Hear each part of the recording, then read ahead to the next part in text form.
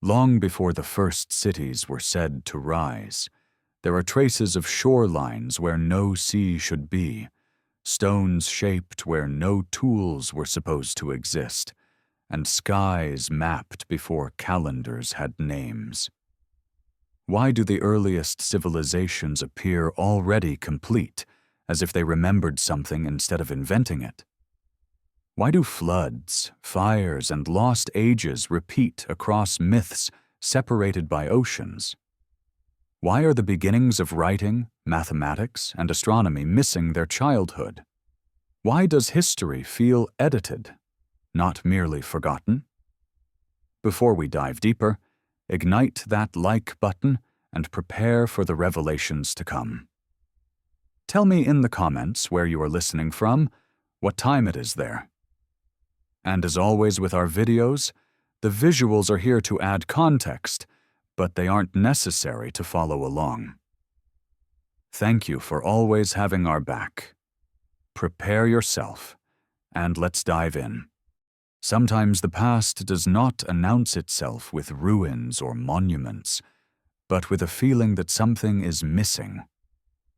The first time scholars noticed it, they did not call it a mystery. They called it a gap, a missing stretch of time where development should have left fingerprints, yet the ground remained strangely clean. When the earliest clay tablets of southern Mesopotamia were uncovered, they did not look like the hesitant scribbles of a culture learning to write.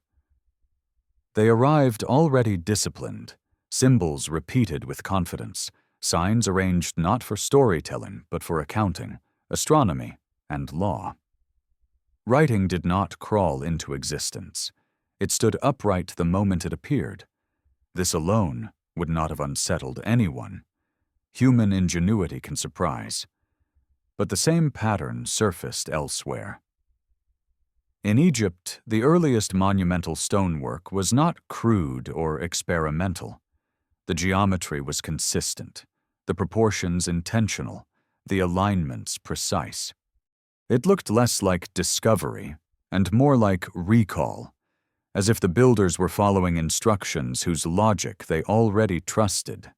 In the Indus Valley, cities emerged with grid systems, standardized bricks, drainage channels planned with foresight. There were no messy prototypes scattered beneath them, no abandoned attempts, no visible learning curve. Civilization entered the stage fully clothed. Archaeology expects evolution. It expects false starts, discarded tools, half-formed ideas left behind like rough drafts. Stone tools usually show this clearly, improving gradually, sharpening slowly, passing through recognizable stages. But when it comes to early civilization, those stages are strangely compressed or absent. Languages appear with grammar already intact. Mathematical systems arrive with internal logic already established. Calendars track cycles that require long-term observation, sometimes spanning generations. And yet the generations that should have performed that observation remain invisible. This absence is not dramatic. It does not scream of lost empires. It whispers of something interrupted, a workshop cleaned before anyone arrived. When researchers point this out, they do so carefully, often burying the observation beneath technical language. But the implication lingers. If complex systems usually take time to mature, then maturity without visible adolescence suggests inheritance. The Earth itself offers a quiet explanation. At the end of the last ice age, sea levels did not rise gently. They surged. Vast coastal plains disappeared beneath advancing water.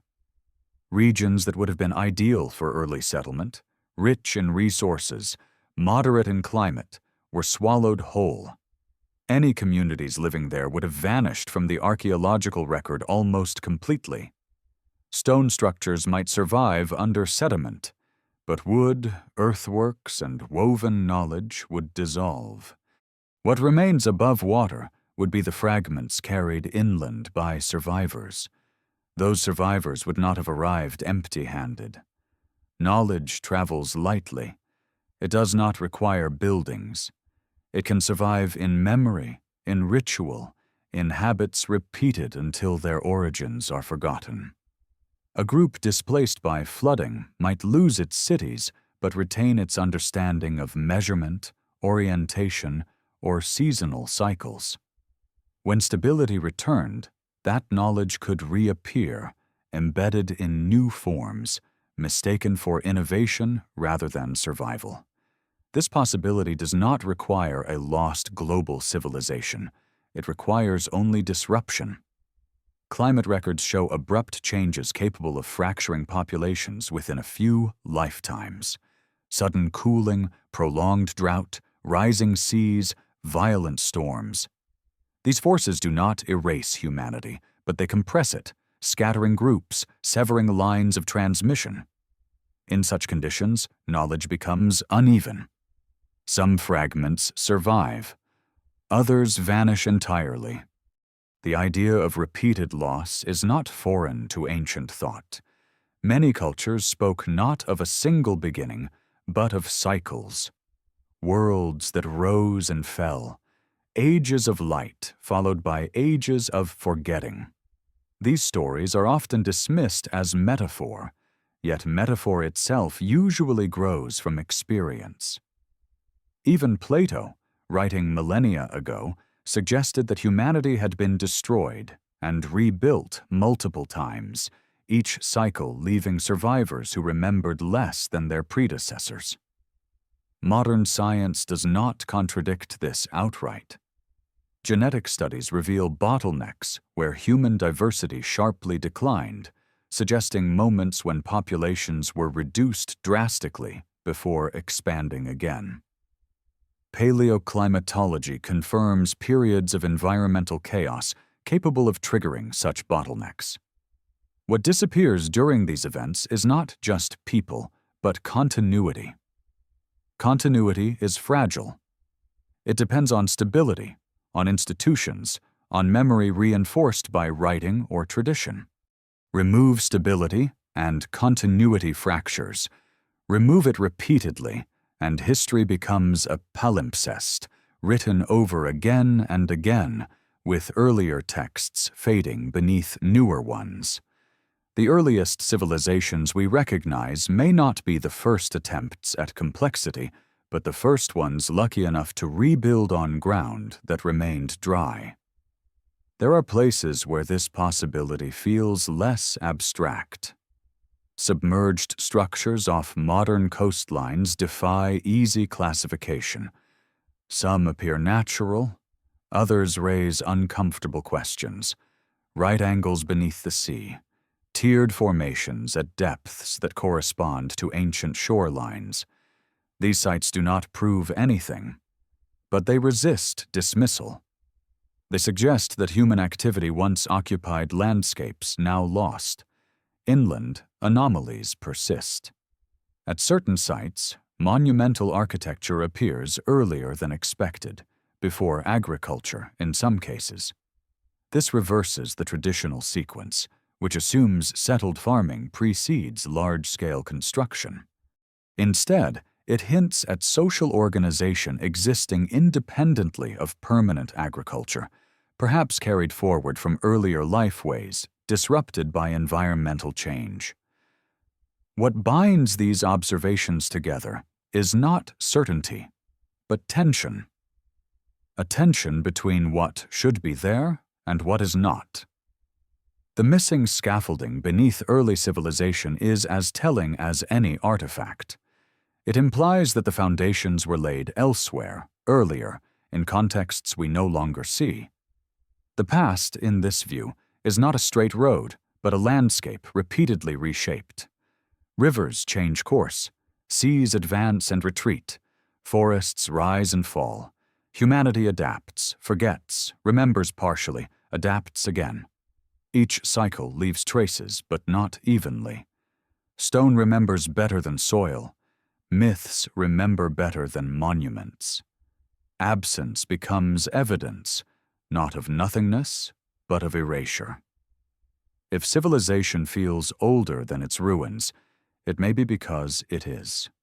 Not older in the sense of towering cities buried beneath the ocean, but older in the sense of accumulated experience, refined across attempts, carried through collapse, resurfacing when conditions allow. The earliest chapters we read may already be revisions, written by descendants who no longer remembered the first draft. And somewhere beneath the neat timelines and confident labels, the earth holds the rest of the story, not as a revelation waiting to be unveiled, but as a quiet pressure against certainty. A reminder that beginnings are rarely as simple as they appear, and that what survives is often not what mattered most, but what endured longest. There is a peculiar discomfort that arises when precision appears too early. It is the feeling one gets standing before an artifact that seems to know more than its time allows, not because it is impossible, but because it is premature. This sensation has followed archaeologists across continents, quietly unsettling assumptions without ever quite overturning them. Precision, after all, is not something that usually emerges suddenly. It is earned through repetition, error, correction, and long familiarity. Yet again and again, the earliest material traces of civilization behave as though that process happened somewhere else. Consider mathematics, not as abstract symbols on a page, but as a way of structuring reality. The earliest numerical systems we know were not simple tallies scratched by beginners. In Mesopotamia, the base 60 system appears already functional, capable of dividing circles, measuring time, predicting planetary motion. This is not the kind of system a culture stumbles upon accidentally. It is internally coherent, flexible, and efficient, the result of long refinement. And yet, the stages that should show its gradual emergence are conspicuously absent. There is no messy arithmetic childhood preserved in clay. Astronomy follows the same pattern. Early star catalogs do not read like tentative observations made by amateurs. They track cycles that require decades, sometimes centuries, of careful watching. The movements of Venus, with its complex rhythm of appearances and disappearances, were recorded with accuracy that implies generational commitment. Someone had to care enough, long enough, to notice the pattern. But who were they? And where are their earlier records? The sky keeps its memory, but the ground does not always keep ours. Architecture tells a similar story, not through size alone, but through restraint. Early stone constructions often display an understanding of load, balance, and stress that suggests experience rather than improvisation. Stones are placed where they want to be, not forced into position. Weight is distributed intelligently. Corners meet cleanly. In some cases, later builders struggle to replicate what earlier ones achieved with fewer tools. This reversal, where technique appears to decline rather than improve, is deeply uncomfortable for linear models of progress. One explanation is convergence. Different societies, faced with similar problems, may arrive at similar solutions. This is plausible, even likely, in many cases, but convergence usually leaves fingerprints of experimentation. Multiple approaches tried, some abandoned, others refined. What is strange here is not similarity, but completeness. Wherever these techniques appear, they do so already mature, and in many places they vanish just as abruptly, replaced by simpler methods. This pattern suggests fragility, not advancement. Knowledge does not always accumulate. Sometimes it concentrates, peaks, and disperses. A small group may hold sophisticated understanding that does not survive its dispersal. If that group fragments, the knowledge fragments with it. Later societies may inherit only the outer form, the visible structure, without the deeper logic that made it work.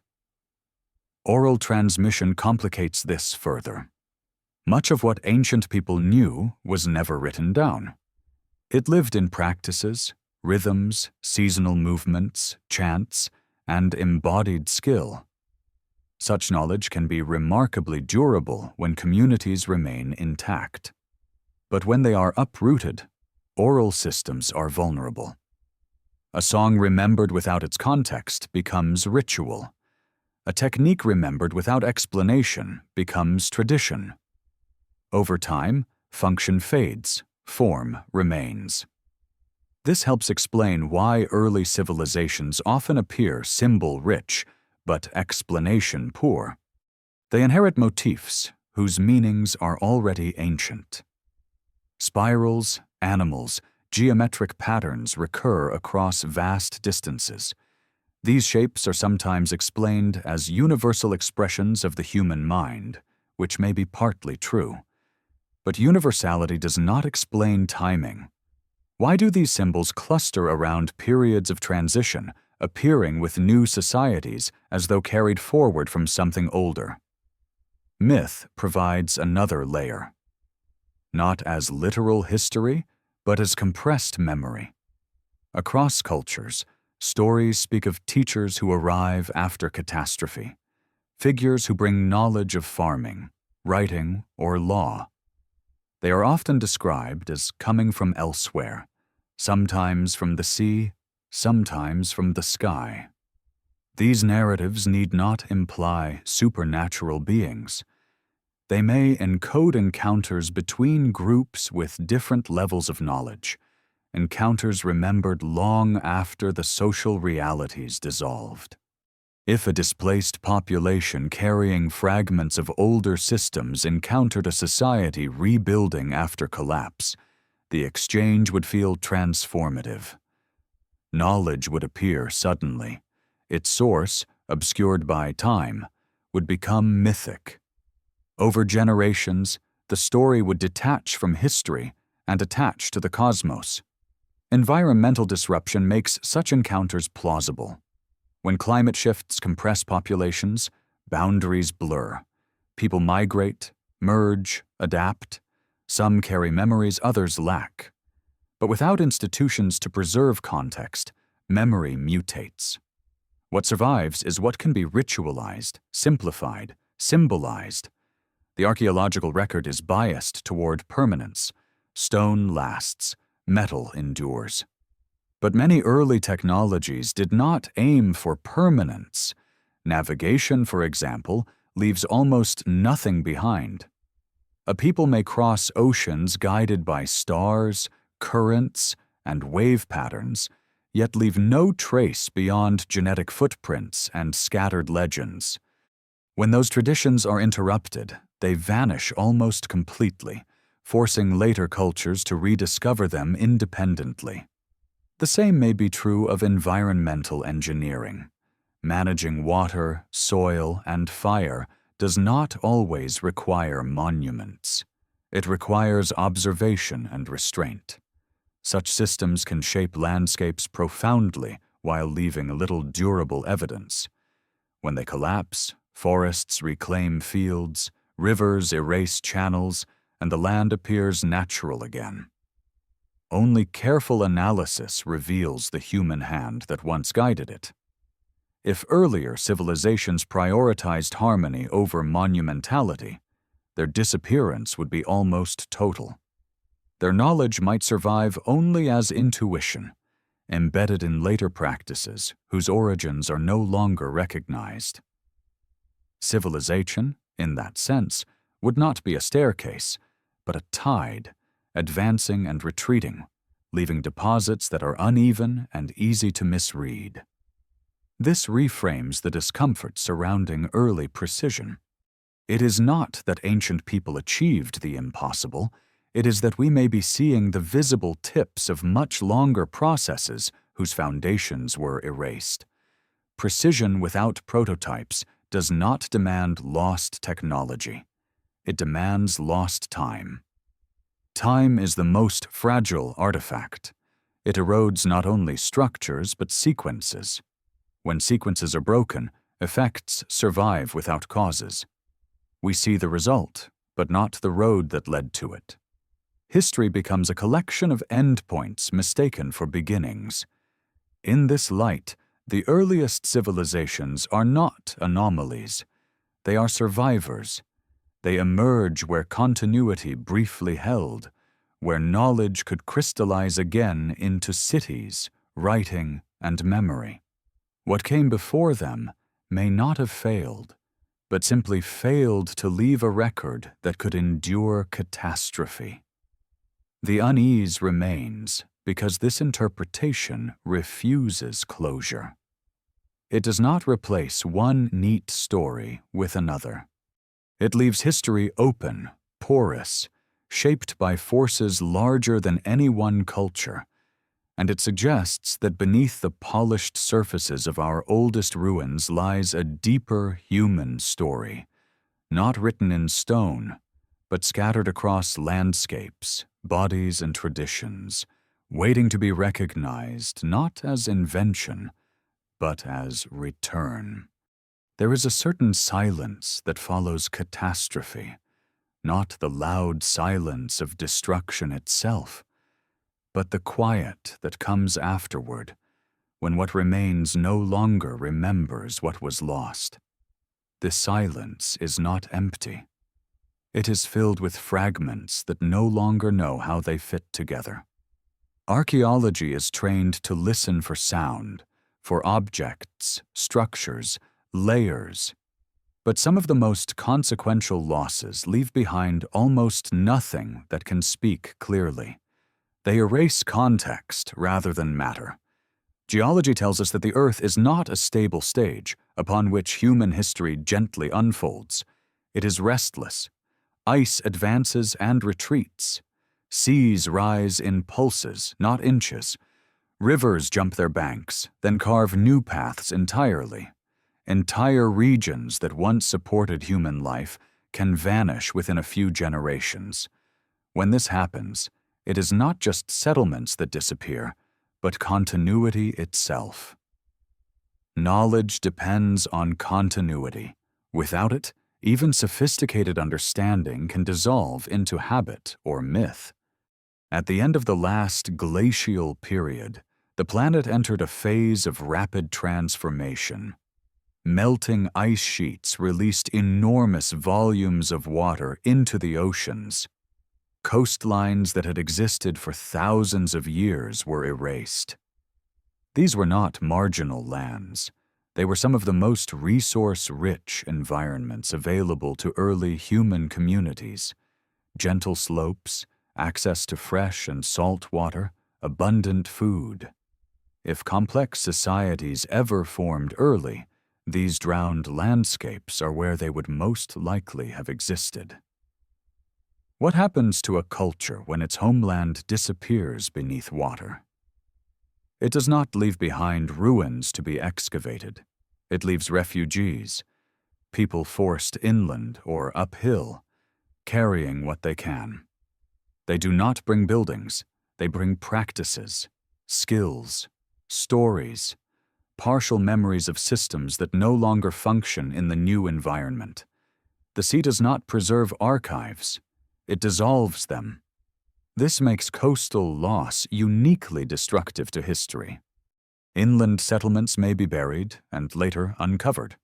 Coastal ones are submerged, scattered, broken by currents, sealed beneath layers of sediment.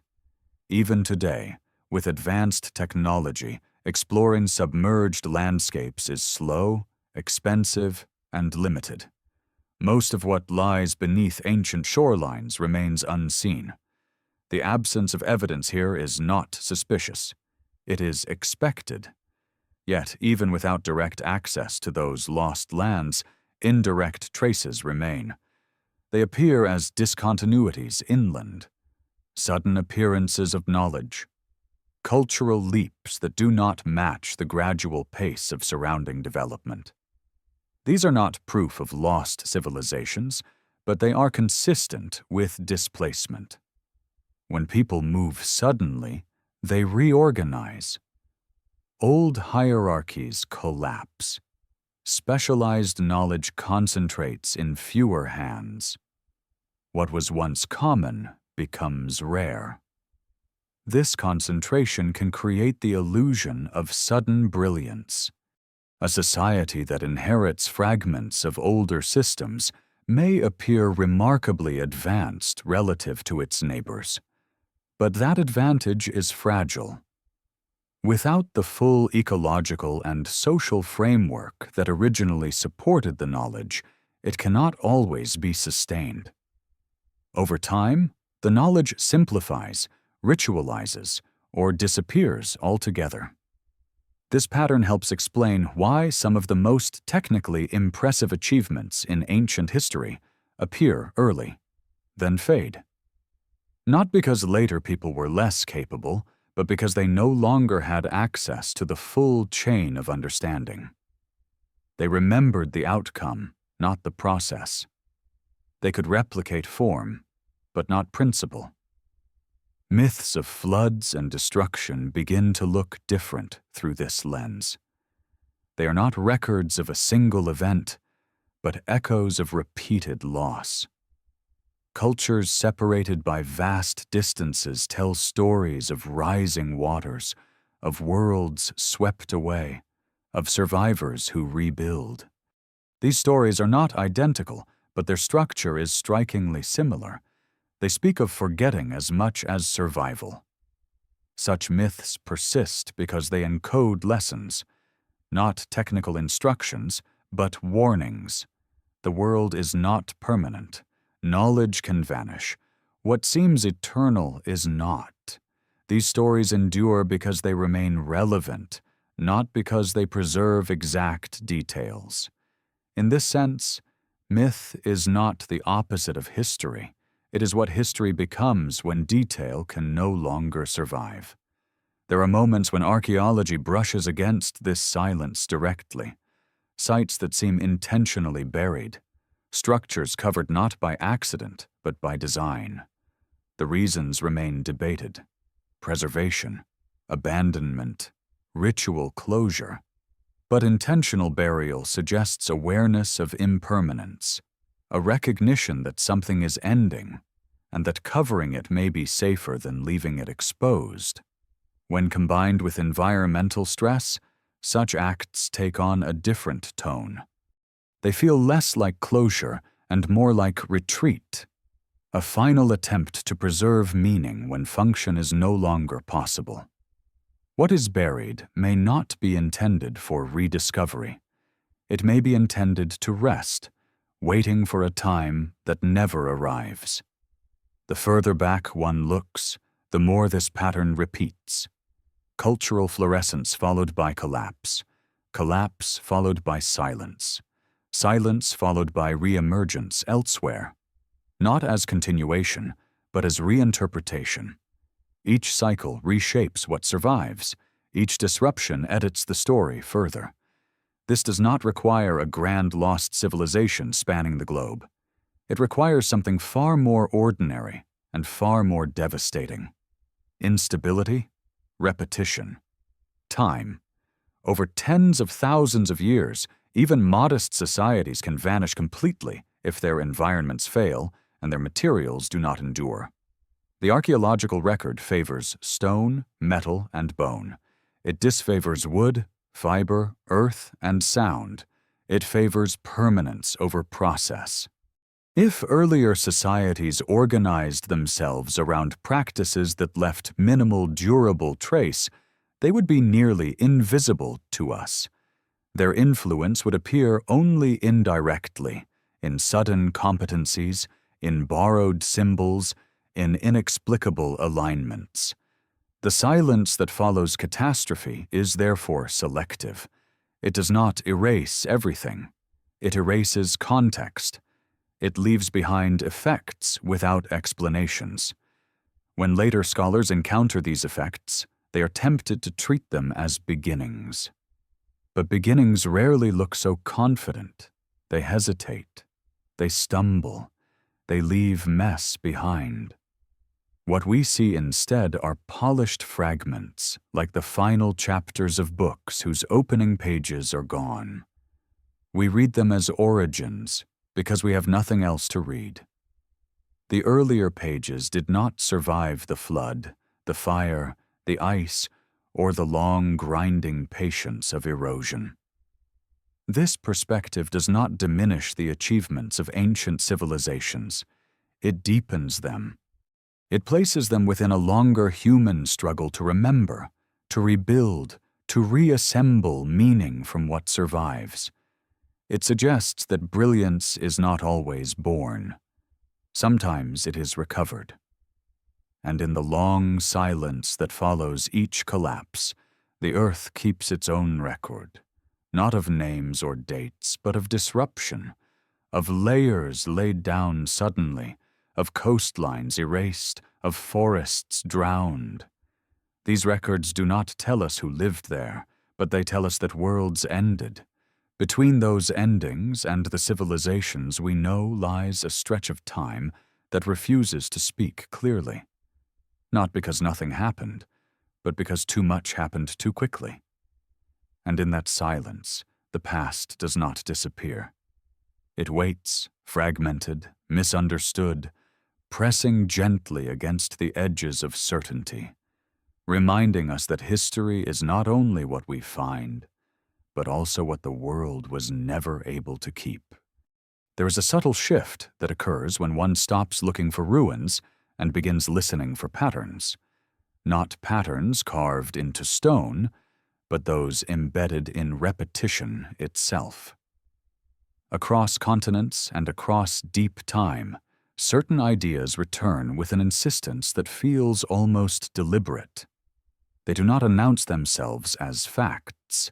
They surface as alignments, symbols, orientations, and rhythms that appear again and again, even where direct contact between cultures is implausible. These repetitions do not prove inheritance, but they disturb the comfort of coincidence. One of the most persistent of these patterns is orientation. Long before writing fixed ideas in place, humans oriented themselves toward the sky. This was not casual stargazing, it was systematic attention. Early structures across the world are aligned with solstices, equinoxes, or specific stellar events. This is often explained as a natural response to seasonal cycles, and that explanation holds weight. Agriculture depends on timing, ritual depends on rhythm. But timing alone does not explain precision. In multiple regions, structures are aligned not just roughly, but accurately enough to require careful observation over long periods. Some alignments track solar extremes so precisely that a margin of error of even a single degree would break their effect. Others appear to reference stellar positions that change slowly over thousands of years due to the wobble of Earth's axis, a motion so gradual that recognizing it demands generational awareness rather than individual insight. The question is not whether ancient people watched the sky. They always did. The question is how such refined systems appear so early, already stable, already embedded in architecture and ritual. Observing a solstice is simple. Encoding it into stone with enduring accuracy is not. It requires memory, coordination, and trust in inherited knowledge. Someone had to believe that the pattern mattered before it could be preserved. What makes this more unsettling is the global consistency of symbolic geometry. Circles divided into quarters, axes connecting above and below, triadic structures repeating across cosmologies. These are not merely decorative choices. They structure how space itself is understood. They define where meaning gathers, where ritual unfolds, where power is imagined to flow. In some traditions, the world is divided into 3 realms. In others, 4 directions anchor reality. In still others, 7 or 12 cycles govern time. These numbers recur not because they are inevitable, but because they were meaningful long before they were recorded. When such frameworks appear already integrated into early societies, they suggest continuity of thought rather than spontaneous invention. Symbolic repetition becomes even more intriguing when it appears in places that lacked durable monuments. Cave art, petroglyphs, and temporary ritual sites often display the same motifs as later architectural complexes. Spirals etched into rock faces thousands of years apart echo one another across continents. Animals exaggerated beyond natural proportion appear in symbolic roles that suggest meaning rather than depiction. These are not random expressions. They are visual languages whose grammar is rarely explained. When a language appears without its primer, one suspects that the primer existed elsewhere. Symbol systems do not form instantly. They accrete meaning through shared use. The more abstract the symbol, the longer its gestation usually is. Yet abstract symbolism appears early, already embedded in ritual and cosmology.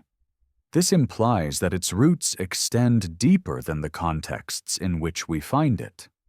Some researchers argue that the human mind naturally produces similar symbols under similar conditions. This may be partly true. But shared cognition does not explain shared structure. The repeated pairing of symbols with cosmological roles suggests more than instinct. It suggests memory shaped into tradition. Myth bridges this gap. Not as literal record, but as structural echo. Stories of world trees, cosmic mountains, ladders between realms, or pillars holding up the sky appear in cultures with no known contact. These stories organize reality vertically, connecting earth, sky, and underworld through a central axis. This is not the only way to imagine the cosmos, yet it is remarkably widespread. Such consistency hints at an old conceptual map, one that shaped how humans related to their environment long before cities formalized belief systems. This map may have been practical as much as spiritual. Orientation is survival. Knowing where the sun rises, where stars move, where seasons turn can mean the difference between abundance and famine. Over time, practical knowledge becomes symbolic. Symbolic knowledge becomes sacred. What survives catastrophe is often the sacred, not because it is more accurate, but because it is more resilient. Ritual endures when explanation fails. A practice repeated without understanding can last for millennia. In this way, fragments of older systems may persist long after their original context is gone, reappearing in new societies that no longer remember why they matter, only that they do. This helps explain why later civilizations sometimes inherit elaborate cosmologies that feel disproportionate to their material conditions. The ideas arrive whole, but their scaffolding is gone. Over time, the ideas adapt, simplify, or fracture.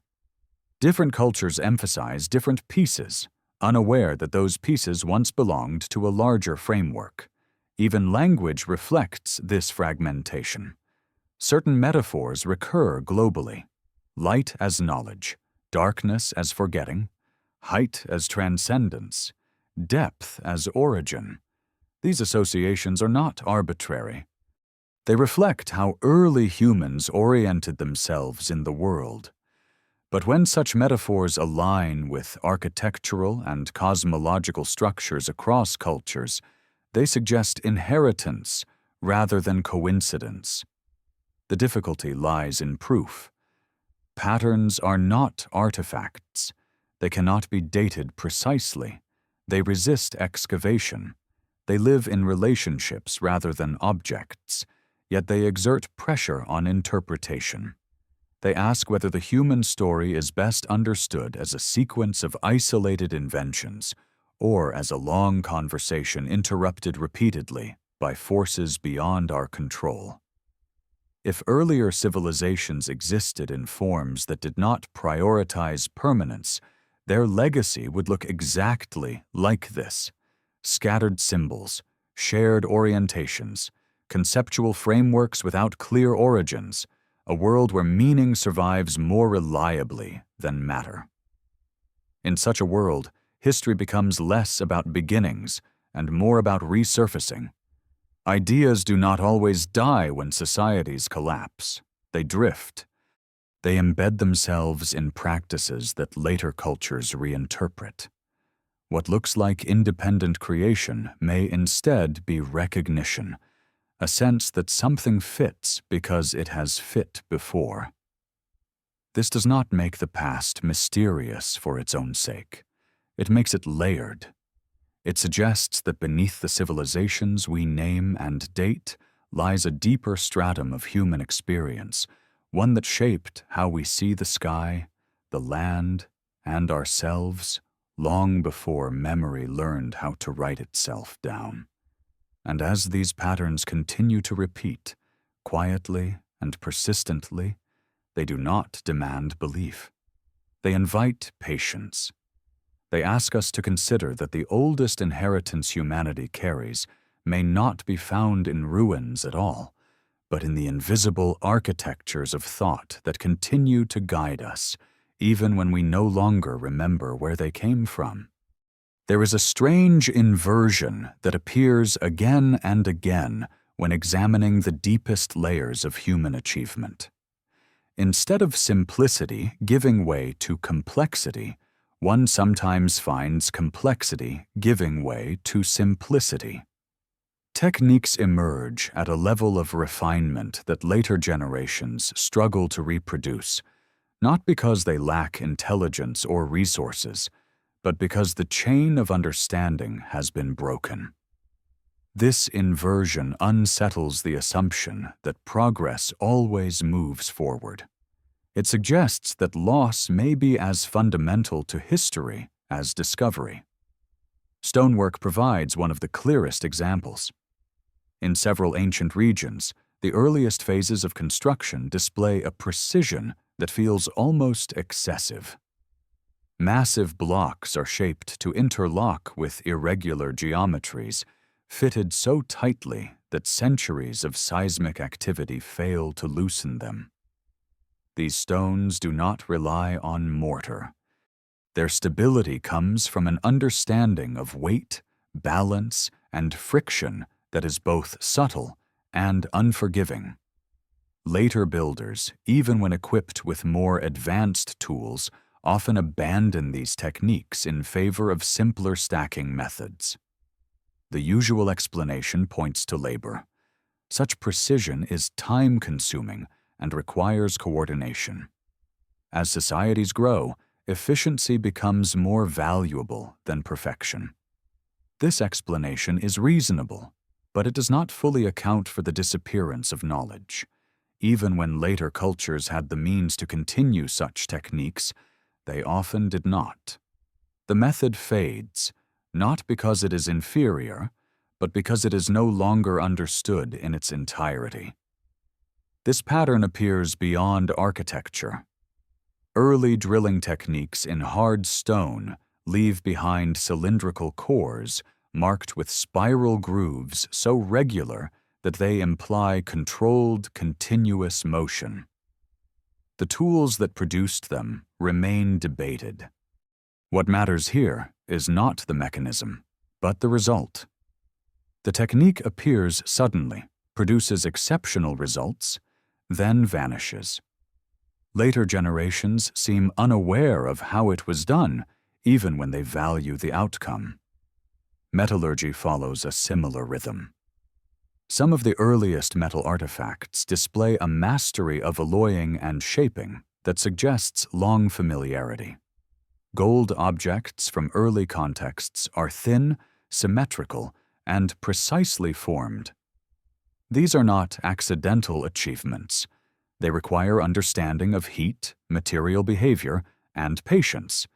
Yet in some regions, such sophistication does not evolve steadily. It appears, peaks, and then fragments. This fragmentation aligns with social disruption. Knowledge often resides in specialists. When societies destabilize, specialists are vulnerable. They may be lost, displaced, or absorbed into groups that do not preserve their full skill set.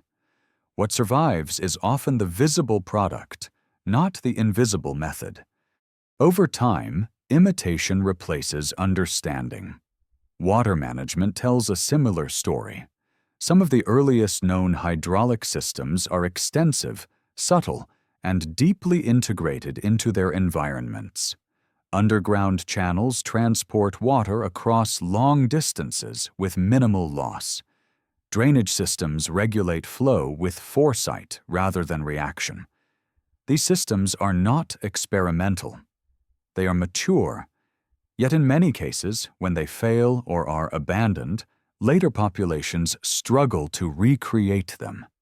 This is not because water management is inherently complex. It is because it depends on intimate local knowledge accumulated over generations. When that chain is broken, even simple principles can be lost. Rebuilding takes time, and often the rebuilt systems differ fundamentally from their predecessors. Navigation, too, exhibits this inversion. Early seafaring cultures cross vast distances with remarkable accuracy, guided by stars, winds, and subtle cues in the movement of water. These skills are not written. They are embodied. When such traditions are interrupted, they disappear almost completely. Later societies may rediscover navigation, but through different pathways, using instruments and mathematics rather than memory and observation. What ties these examples together is not mystery, but vulnerability. Knowledge is not a single object that can be preserved intact. It is a web of relationships between people, environment, and practice. Remove enough threads, and the web collapses. What remains are isolated strands that no longer reveal the original pattern. This fragility becomes more apparent when one considers scale. Early societies were small. Their knowledge systems were likely concentrated. A few individuals may have held critical understanding. When those individuals were lost, the system failed. Larger societies can distribute knowledge more widely, but they are also more vulnerable to systemic collapse. When institutions fall, records are destroyed, and specialization becomes a liability rather than a strength. The archaeological record reflects this uneven survival. We find exceptional artifacts without their context. We find techniques without manuals. We find results without instructions. It is tempting to attribute these to extraordinary individuals or moments of inspiration. But inspiration alone does not explain consistency. Consistency implies tradition. Tradition implies time. Time implies continuity. When continuity is broken, tradition fragments. The fragments may persist as isolated achievements, admired but not understood. Over time, they become anomalies, objects that seem out of place in their supposed era. This perspective reframes the idea of technological progress. Rather than a straight ascent, it becomes a series of waves.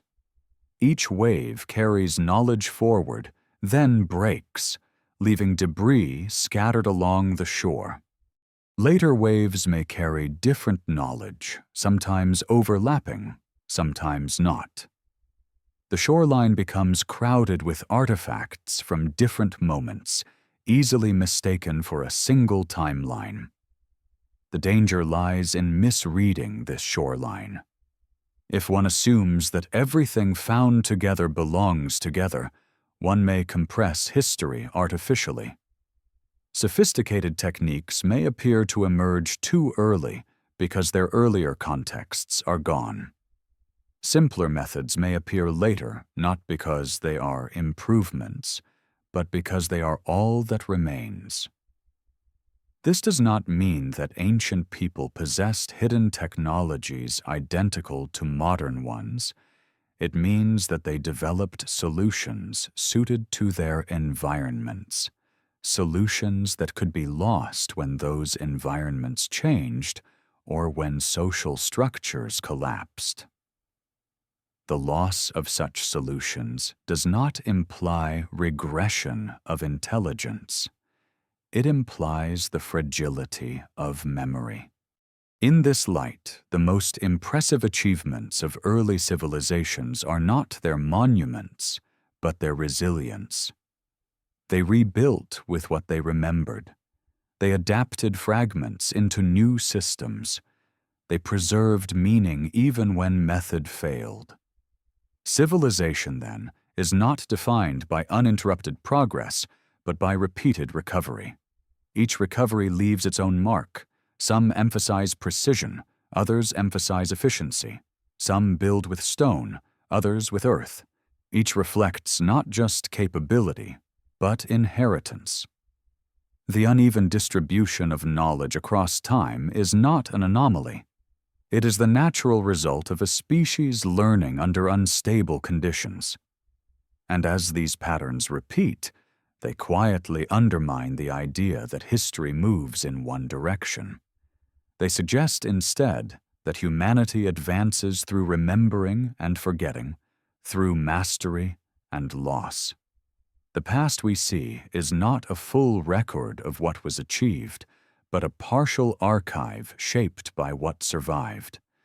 And within that archive, the echoes of forgotten mastery continue to surface, not as proof of a vanished golden age, but as reminders of how much can be lost and how much can be rebuilt from what remains. There comes a point when the accumulation of fragments begins to suggest not randomness, but rhythm. Not a single forgotten world, but repeated attempts at coherence interrupted by forces that do not negotiate. When viewed from this distance, human history starts to resemble breathing rather than building. Expansion followed by contraction, complexity followed by simplification, memory followed by forgetting. Each cycle leaves behind residue, and that residue is rarely evenly distributed. One of the clearest indicators of this rhythm lies not in what ancient societies built, but in how abruptly their systems appear and disappear. Agriculture, for example, is often described as a slow realization, a gradual domestication of plants through trial and error. Yet in several regions, domesticated crops emerge with genetic changes that imply long-term, directed cultivation. The wild ancestors exist, but the transitional stages are faint or missing. Selection appears decisive, not hesitant. This suggests planning rather than accident. The explanation usually offered is time depth hidden from us. Early cultivation may have taken place in environments that no longer preserve evidence. Floodplains, deltas, coastal lowlands now submerged. If so, then agriculture's apparent suddenness is an illusion created by erasure. What we see is not the beginning, but the reappearance of a practice refined elsewhere under conditions that no longer exist. This interpretation becomes more persuasive when paired with the fragility of early farming societies. Agriculture binds people to place. When that place fails, through drought, flooding, or soil exhaustion, the loss is catastrophic. Fields vanish. Seed stocks disappear.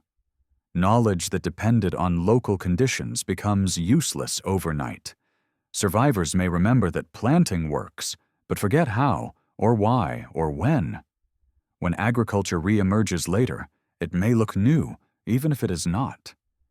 The same rhythm governs urbanization. Cities rise quickly when conditions allow, concentrating knowledge, trade, and specialization. But cities are brittle. They depend on stable climate, predictable resources, and social cohesion. When these fail, cities empty fast. What remains is rubble and silence. The people disperse, carrying pieces of urban knowledge into rural contexts where it no longer fits. Later, when cities rise again, they often do so near the same locations. Rivers still flow. Trade routes still converge. The land remembers even when people forget. New builders encounter old foundations and reuse them, sometimes without understanding their original purpose. The continuity of place masks the discontinuity of culture. This gives rise to one of the most misleading aspects of history: layering.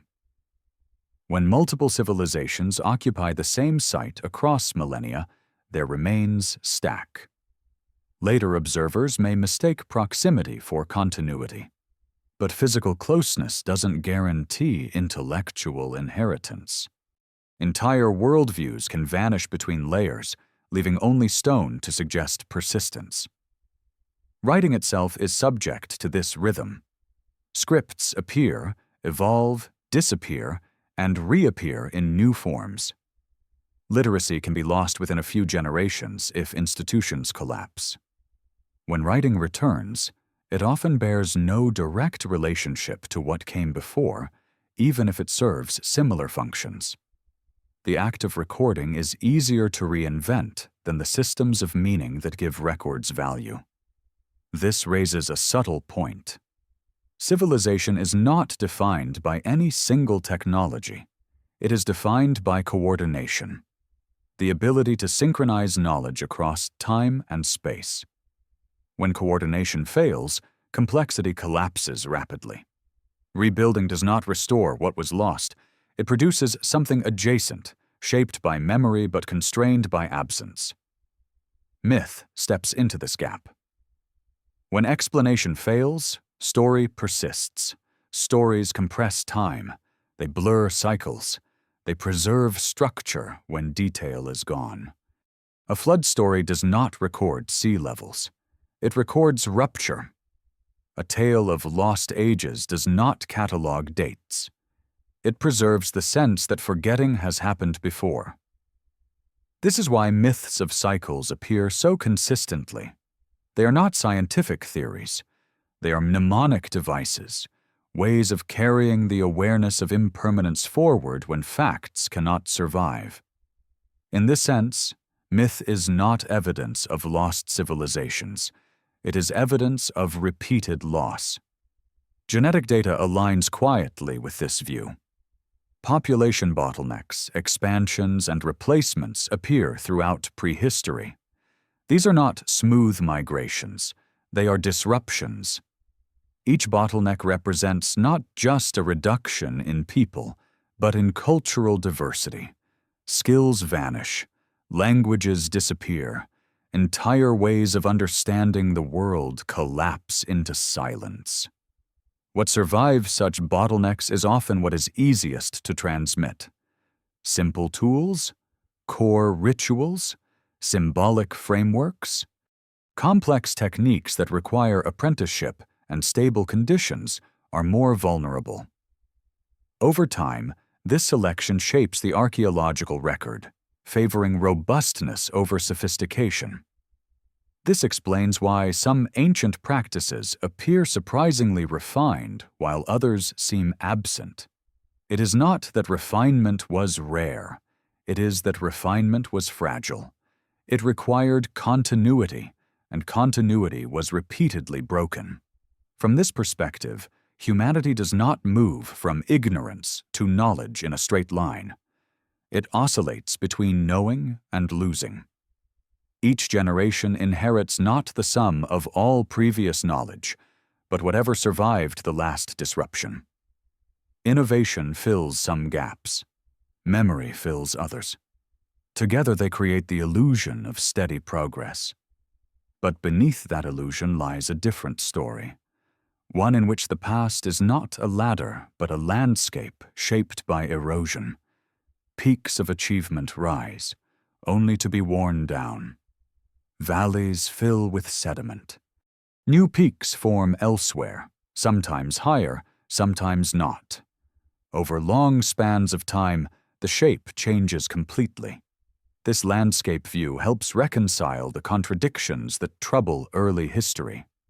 Advanced systems appearing too soon, techniques vanishing inexplicably, symbolic structures recurring without clear origin.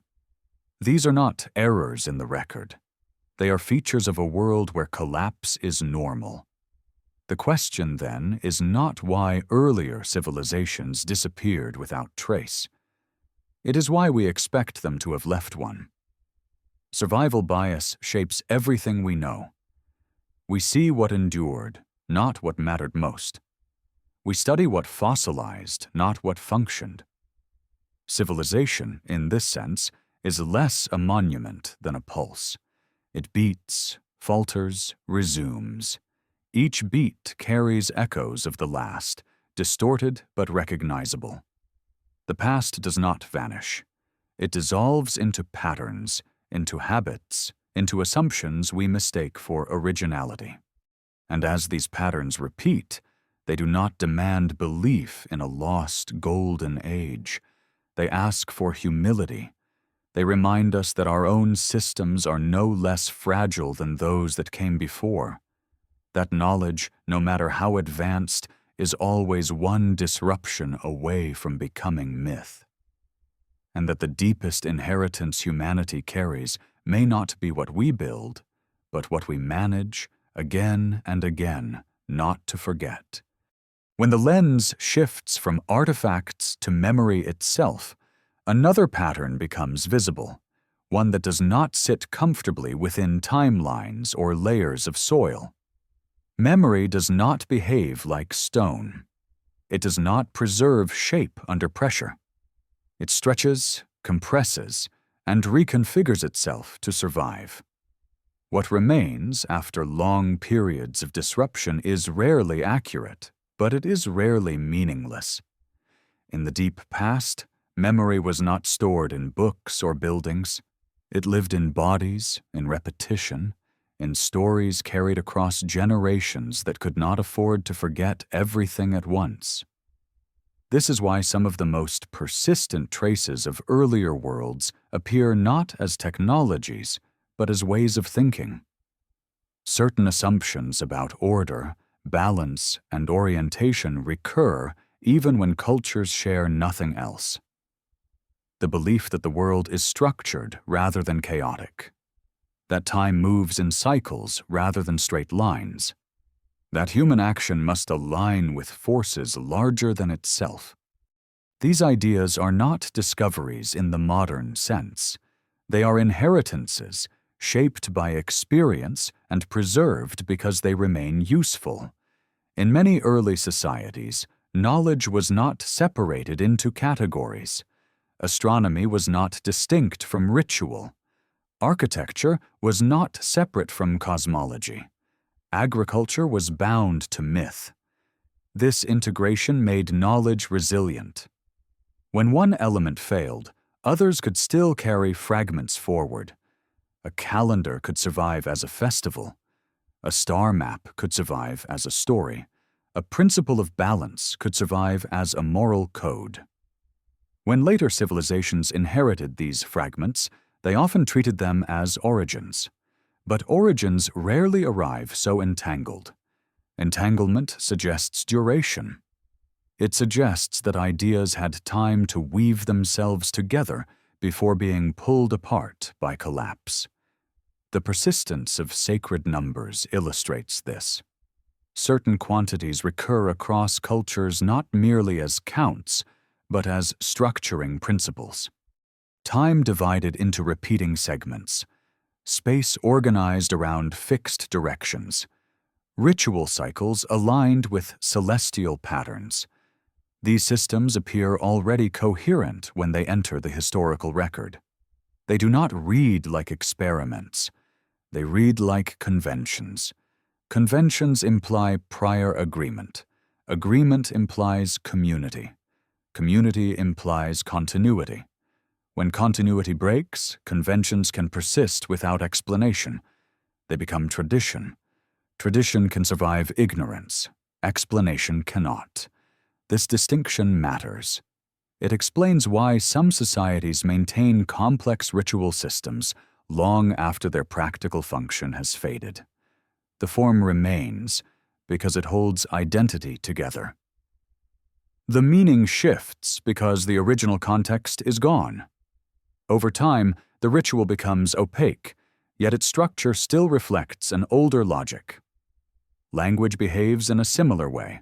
Certain metaphors persist across unrelated tongues: the sky as law, the earth as mother, the horizon as boundary. These metaphors are not decorative. They organize perception. They guide behavior. Their persistence suggests not coincidence, but deep embedding. Such embedding takes time. It also takes stability. When stability is lost, embedded knowledge does not disappear immediately. It becomes distorted. New meanings attach to old forms. The result is a layered tradition where fragments of earlier understanding coexist with later interpretations. This layering is visible in myths that describe knowledge as something given rather than discovered. Fire stolen, writing taught, agriculture revealed. These stories do not describe invention, they describe transmission. Someone knew something first, others learned later. Over time, the source becomes divine because the human origin has been forgotten. From a modern perspective, this seems like myth-making. From a deep time perspective, it may be memory adapting to survive. When the original teachers are gone, only the effect remains. The story preserves the asymmetry. Knowledge arrives suddenly, from elsewhere, already formed. This does not require visitors from beyond the world. It requires survivors from before. Groups who carried fragments of earlier systems into new contexts where their origins could not be recognized. To those who received the knowledge, it would have felt miraculous, not because it was supernatural, but because it was unexpected. Over generations, the distinction between human teacher and divine messenger blurs. The story simplifies. What matters is not who brought the knowledge, but that it arrived after a time of loss. The narrative preserves that sequence even when it loses detail. Memory also shapes how collapse is understood. Few cultures describe collapse as final. More often, it is framed as transition, an ending followed by renewal. This framing is not optimism. It is survival strategy. If collapse were remembered as absolute, rebuilding would be impossible. Memory must allow for return. This is why cycles dominate ancient thought. They normalize disruption. They turn catastrophe into phase rather than conclusion. In doing so, they preserve the possibility that what was lost can be regained, even if in altered form. Modern history often resists this idea. It prefers singular origins and linear progress. But linearity is a luxury of record-keeping. In the absence of records, memory bends toward recurrence. What survives is not sequence, but pattern. Patterns do not tell us exactly what happened. They tell us what kept happening. Loss, recovery, reconfiguration. Each time, something survives. Not everything. Not even the most impressive achievements. What survives is what can adapt to disruption. This reframes the search for earlier civilizations. Instead of looking for vanished cities identical to our own, it invites attention to subtler continuities, shared assumptions, recurring structures of meaning, habits of orientation that outlast their material supports. In this view, humanity does not stand at the end of a single story, but within an ongoing process of remembering and forgetting. Each civilization believes itself new because it does not remember fully. Each inherits more than it knows because inheritance does not announce itself. The danger lies in mistaking inheritance for invention. When that happens, history becomes compressed. Depth is lost.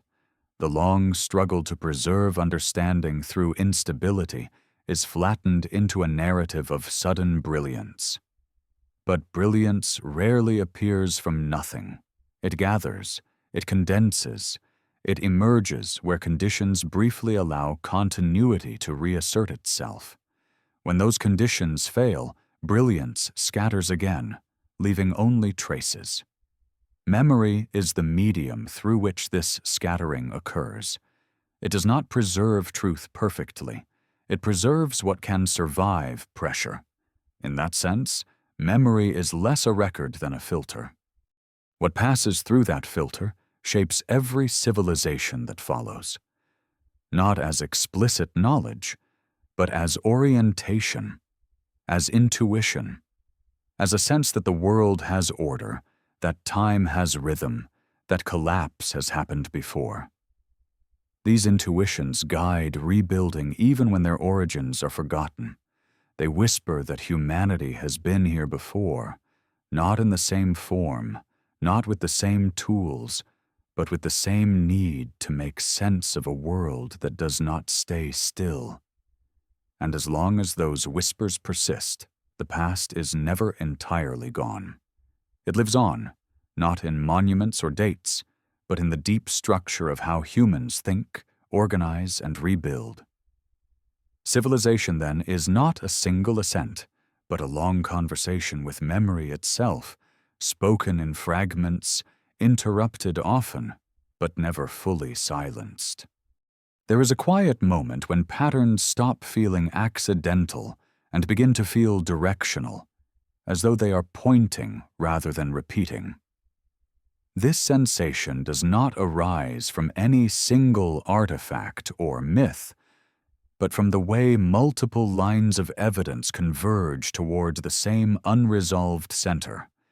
It is here, in this convergence, that the idea of inheritance shifts from possibility to pressure. Not proof, but insistence. One of the strongest pressures comes from places where civilizations repeatedly chose to build, even after long intervals of abandonment. These locations are not random. They sit at junctions of landscape and sky, where mountains frame horizons, rivers bend predictably, or plains open wide beneath stable celestial sightlines. Generation after generation returns to these places, often without knowing why their ancestors chose them first. Archaeology labels these sites as continuously occupied, but continuity of place does not guarantee continuity of understanding. What persists is not always knowledge, but attraction. Something in the land itself calls people back. Over time, the reason becomes sacred rather than practical. The site becomes important not because it works, but because it has always been important. This creates a peculiar illusion. Later builders assume that the meaning they assign to the place is the original meaning, but meaning evolves. A site chosen for its alignment with seasonal light may later be revered as the birthplace of gods. A hill once used as a marker of time may become a throne of authority. Each layer reinterprets the last, unaware that it is responding to a logic older than its own stories. When these sites are examined carefully, patterns emerge that resist purely cultural explanation. Alignments persist even when religions change. Orientations survive conquest. Sacred geometry reappears beneath new iconography. It is as though the underlying framework remains intact, while surface narratives are rewritten. This suggests that certain forms of knowledge were embedded directly into landscapes, not written, not taught explicitly, but enacted through placement and orientation. Such knowledge would be difficult to erase because it is not stored in texts. It is stored in habit, in tradition, in the sense that this is where things belong. Over long spans of time, this embedded knowledge could survive multiple civilizational collapses. Even if the original reason for a placement is forgotten, the placement itself remains. Future societies inherit the result without understanding the process. They rebuild around it, layer meaning upon it, and assume authorship of something they did not design. This phenomenon is visible in the repeated alignment of major ritual sites with solar and stellar events, whose significance extends beyond any single cultural framework. Some alignments reference cycles so long that their original observers would never see them complete. This implies a commitment to knowledge that transcends individual lifespans. Someone had to believe that future generations would continue the work. Such belief requires confidence in continuity. When continuity breaks, the belief remains, but the knowledge fractures. Later, societies may preserve the alignment without preserving the explanation. The structure becomes sacred simply because it works, without knowing what it measures. The same convergence appears in symbolic geography. Certain directional associations recur globally: east as beginning, west as ending, north as stability, south as transformation. These associations are not arbitrary. They reflect lived experience of light, climate, and movement. But their global persistence suggests codification, not coincidence. When symbolic systems persist across unrelated cultures, it implies that they are anchored to something fundamental, not to a particular myth, but to the way humans orient themselves in space and time. If earlier civilizations refined these systems and embedded them into practice, later cultures could inherit them unconsciously. This unconscious inheritance explains why some early societies display cosmological sophistication that seems disproportionate to their technological base. The sophistication may not be theirs alone. It may be the residue of a worldview refined earlier and carried forward in fragments. Critics often argue that this interpretation risks projecting modern coherence onto ancient variability, that patterns emerge because observers want them to. This caution is necessary, but it does not erase the convergence itself. The repetition remains, even when interpretation is restrained. The convergence becomes harder to dismiss when it appears not only in monuments, but in planning. Entire cities oriented according to consistent astronomical and symbolic principles. Road networks aligned with cardinal directions. Administrative centers positioned relative to natural features in ways that mirror cosmological diagrams. These are not incidental choices. They require coordination and shared understanding. Such coordination implies training. Training implies transmission. Transmission implies time. When these systems appear fully articulated at the moment a civilization enters the historical record, they challenge the assumption that they were invented on the spot. One possible explanation is rapid cultural development. Another is inheritance. The first requires an extraordinary compression of learning. The second requires loss. Both are plausible. But loss is more consistent with the broader pattern of collapse and recovery visible across deep time. This does not mean that every convergence points to the same origin. It means that certain frameworks are robust enough to survive fragmentation. They persist because they are adaptable.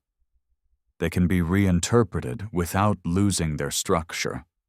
That adaptability is precisely what allows them to endure. The danger lies in mistaken endurance for simplicity. These frameworks may appear simple because their complexity has been stripped away. What remains is the skeleton. The flesh is gone. Without the flesh, later cultures rebuild in their own image, unaware that they are animating an old form with new meaning. This perspective reframes the question of beginnings. Instead of asking where civilization started, it asks where it restarted. Instead of seeking a first cause, it seeks points of persistence, places, patterns, and practices that endure across disruption. In doing so, it reveals a quieter narrative of human history, one not driven by singular breakthroughs, but by repeated acts of remembering just enough. Enough to rebuild, enough to orient, enough to align with forces larger than any one society. The convergence of evidence does not demand belief in a hidden golden age. It suggests something more ordinary and more profound. That humans have been learning how to live with a volatile planet for far longer than we remember. That each civilization inherits not only land and tools, but assumptions shaped by countless previous attempts. And as these assumptions continue to guide where we build, how we measure time, and how we imagine our place in the cosmos, they whisper of an inheritance older than history. Not a secret passed down intact, but a pattern repeated often enough to leave an imprint that even collapse cannot fully erase. As the layers accumulate, attention begins to shift from what survives to how survival itself reshapes knowledge. It becomes clear that continuity is not preserved evenly. Some domains endure collapse better than others, and among the most resilient is the relationship between humans and the sky. The sky does not burn, flood, or collapse. It remains a stable reference even when the ground below changes completely. Because of this, astronomical knowledge has a peculiar durability that other forms of understanding lack. Early societies did not study the sky as an abstract science. They lived within it. Seasons governed movement. Light governed labor. Stars governed navigation. The sky was not separate from daily life, and so its patterns became embedded in culture at the deepest levels. When catastrophe struck, these patterns could travel with survivors more easily than tools or buildings. A star rises the same everywhere. A solstice returns no matter where one stands. This portability gave sky knowledge a unique advantage. Even when writing vanished, even when cities were abandoned, the sky remained legible to anyone who remembered how to read it. Over time, fragments of astronomical understanding could be carried across migrations, translated into ritual, myth, and architecture, and preserved without formal explanation. This helps explain why early monuments often encode celestial alignments even when their builders lack other visible markers of advanced technology. The alignment is not evidence of sudden genius, it is evidence of continuity in observation. Someone remembered where to look, even if they no longer remembered why it mattered. The persistence of long-term cycles is particularly telling. Some ancient structures align not only with yearly events, but with cycles that unfold over decades or centuries. These cycles require patience and trust. No single observer can confirm them alone. They depend on intergenerational commitment. Such commitment implies a tradition older than the structure itself. When later cultures inherit these alignments, they may preserve them out of reverence rather than understanding. The structure works. The light appears. The shadow falls as expected. The explanation becomes secondary. Over time, the alignment becomes sacred, detached from its original observational purpose. This detachment does not erase the knowledge, it transforms it. The sky becomes symbolic, stars become gods, movements become stories. The original empirical framework dissolves, but its structure remains encoded in ritual calendars and sacred spaces. Calendars themselves reveal this transformation. Early calendars are often astonishingly accurate, tracking lunar and solar cycles with precision. Yet the reasoning behind their construction is rarely preserved in writing. Instead, the calendar becomes authoritative by tradition. People follow it because it has always worked, not because they understand how it was derived. When such calendars are disrupted by social collapse, fragments may survive as festivals, taboos, or seasonal markers. Later societies may reconstruct calendars using these fragments, unaware that they are rebuilding an echo of a much older system. This process creates the illusion of independent invention. Each culture appears to develop its own astronomy, its own cosmology, its own sacred time. But beneath the surface differences lies a shared structural logic, shaped by long observation and repeated loss. The same pattern appears in navigation. Long-distance seafaring requires intimate knowledge of celestial movement. Polynesian navigators read the sky, the waves, and the wind as a single system. This knowledge was not written. It was memorized, sung, embodied. When colonial disruption fractured these traditions, much of the knowledge vanished within generations.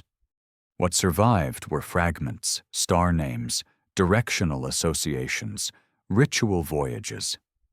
Only recently have researchers begun to understand how sophisticated these systems were. They did not emerge suddenly. They were refined through long engagement with the environment, likely across many cycles of settlement and displacement. The fragility of such knowledge underscores a broader truth. The most advanced understanding is often the least durable. It depends on context, training, and continuity. When those fail, the knowledge collapses quickly, leaving behind only traces that are easy to misinterpret. This fragility explains why early astronomical systems sometimes appear more refined than later ones in the same region. It is not that later people were less capable. It is that the chain of transmission was broken. Rebuilding from fragments produces different results. Over time, these rebuilt systems may converge again, shaped by the same sky and the same human needs. This convergence reinforces the illusion of universality while concealing the history of loss that shaped it. The sky thus becomes both archive and mirror. It preserves patterns that humans return to again and again. At the same time, it reflects the state of human continuity. When societies are stable, sky knowledge deepens. When they fracture, it simplifies. This rhythm aligns with broader patterns seen in archaeology and myth. Periods of complexity followed by collapse. Collapse followed by partial recovery. Each recovery draws from what survived, not from what was lost. Over thousands of years, this creates a stratified inheritance where different domains carry different depths of memory. Material culture remembers poorly. Memory remembers unevenly. The sky remembers perfectly. It is the one constant against which all human systems must recalibrate. Because of this, sky knowledge becomes a backbone around which civilizations rebuild. Even when other technologies regress, astronomical orientation often persists. Temples realign, calendars reset, rituals resume. The sky provides a framework for order when everything else has been destabilized. This framework does not require centralized authority. It can survive in small groups, passed from elder to apprentice, from parent to child. It can survive migration, because the sky travels with the observer. It can survive collapse, because it does not depend on infrastructure. The cost of this resilience is distortion. Over time, empirical observation becomes symbolic narrative. Measurement becomes myth. Precision becomes reverence. What was once a tool becomes a belief, yet belief itself becomes a vessel. It carries structure forward even when content shifts. When stability returns, belief can be reinterpreted. Symbols can be measured again. Myths can be read as memory rather than fantasy. This cycle of observation, symbolism, loss, and rediscovery may explain why human engagement with the sky feels both ancient and unfinished. We inherit systems whose origins we no longer remember, and we rediscover patterns that feel familiar because they have been rediscovered many times before. The sky does not tell us where civilization began. It tells us how civilization survives. It shows how order can persist through chaos, not by remaining intact, but by being adaptable enough to be carried through forgetting. In this sense, astronomy is not a relic of ancient brilliance.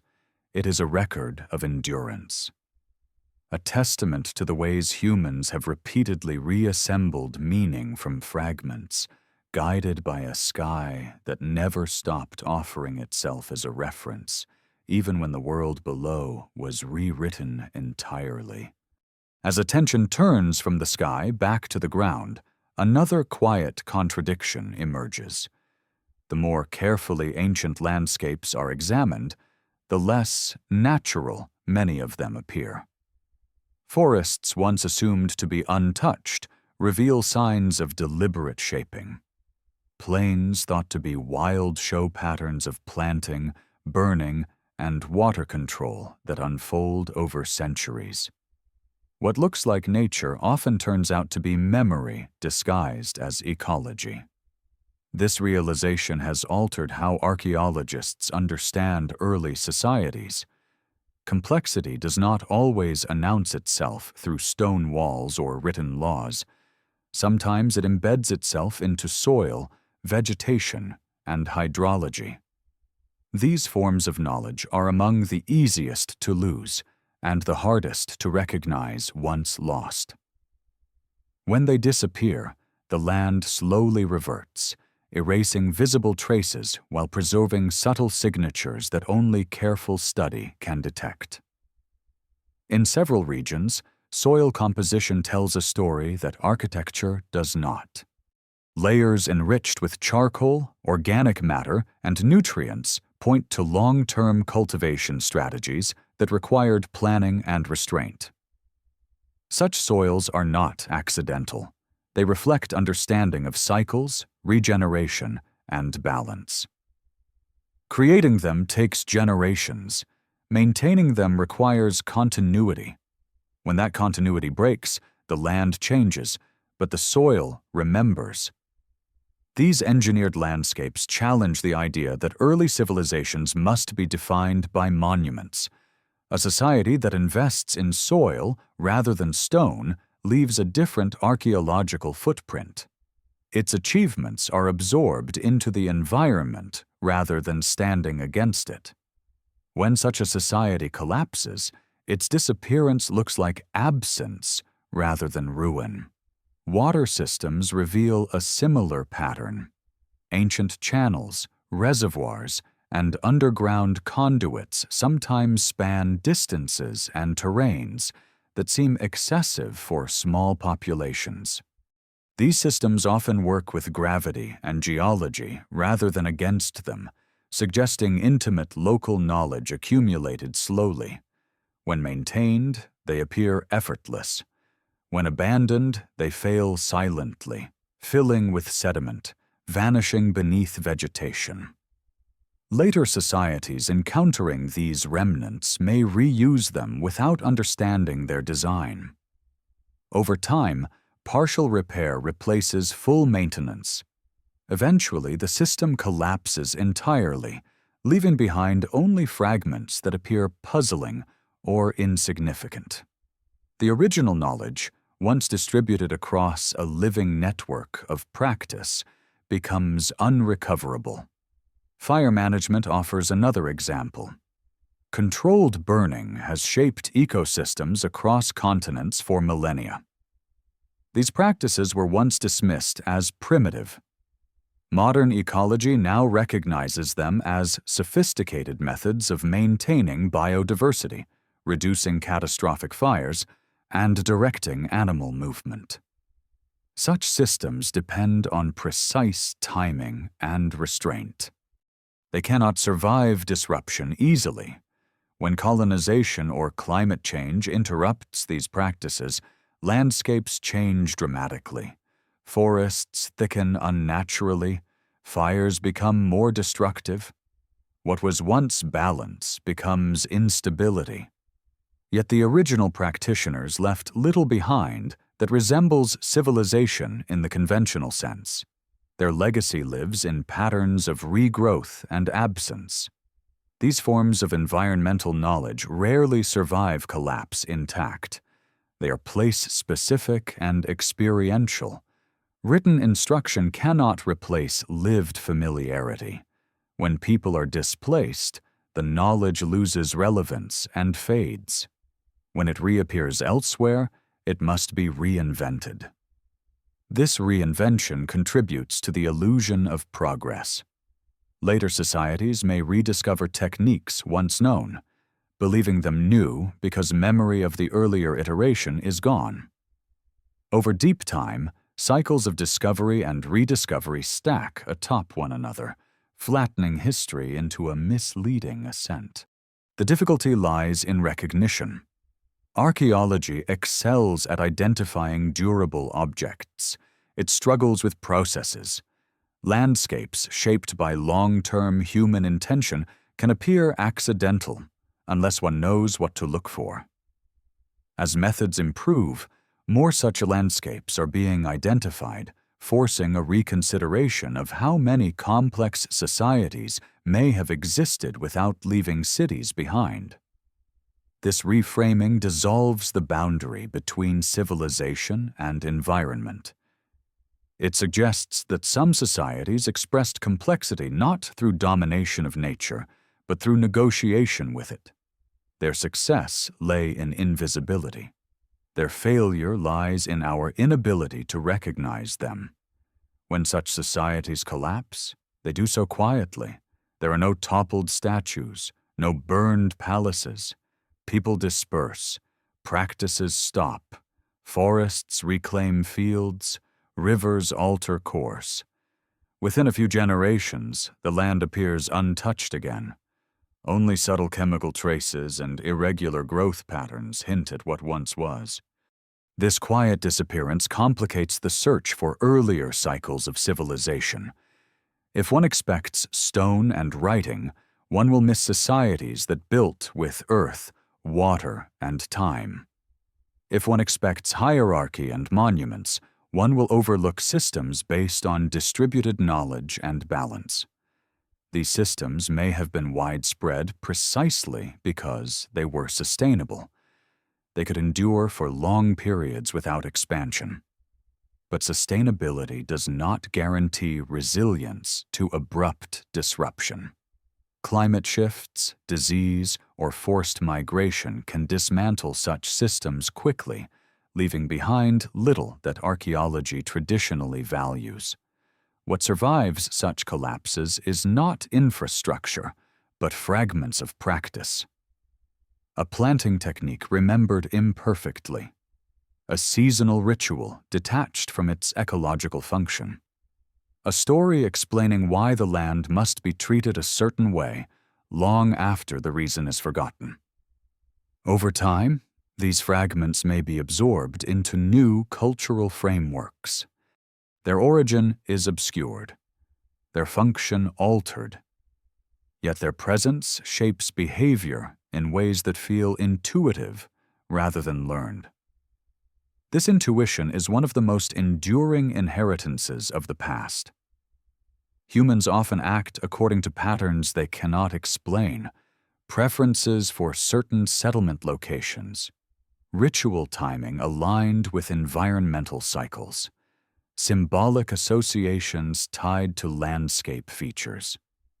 These tendencies may not originate in the societies that express them. They may be echoes of older adaptations. The land itself becomes a medium of memory, not a record of events, but a record of relationships. When those relationships are broken, the memory does not vanish immediately. It degrades slowly, unevenly. What remains can guide rebuilding even when its origin is unknown. This perspective transforms the question of lost civilizations. Instead of asking where their ruins are, it asks where their influence persists, in soil chemistry, in plant distribution, in inherited habits of land use that survive under different names. It suggests that human history includes cycles of complexity that leave behind no obvious monuments, yet shape the trajectory of later societies profoundly. These cycles are harder to see, but no less real. As more landscapes are studied with this in mind, the apparent emptiness of prehistory begins to fill. Not with cities, but with systems. Not with kings, but with practices. Civilization becomes less about what stands and more about what works. And when what works is forgotten, the forgetting itself becomes part of the pattern. Another layer in a long story of learning how to live on a planet that does not promise stability. In that story, the quiet civilizations may be the most instructive, not because they vanished without trace, but because their traces are still beneath our feet, unnoticed, shaping the world we think we inherited whole. At a certain depth, the question of lost civilizations stops being about structures and begins to revolve around people. Not famous individuals, not rulers or builders, but populations whose movements, adaptations, and disappearances shaped the flow of knowledge far more than any single monument. The ground may erase their settlements, but it doesn't erase their descendants. Traces remain, carried forward in bodies rather than stones. Genetic research has revealed a human past marked by sharp contractions and sudden expansions. These are not gentle demographic shifts. They are bottlenecks, moments when entire populations were reduced to a fraction of their former size. Such events leave signatures in DNA that persist for tens of thousands of years.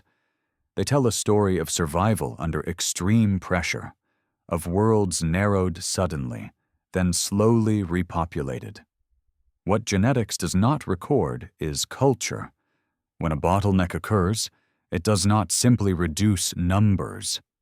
It reduces diversity of practice, language, and knowledge. Skills that are not widespread vanish. Traditions held by small groups disappear entirely.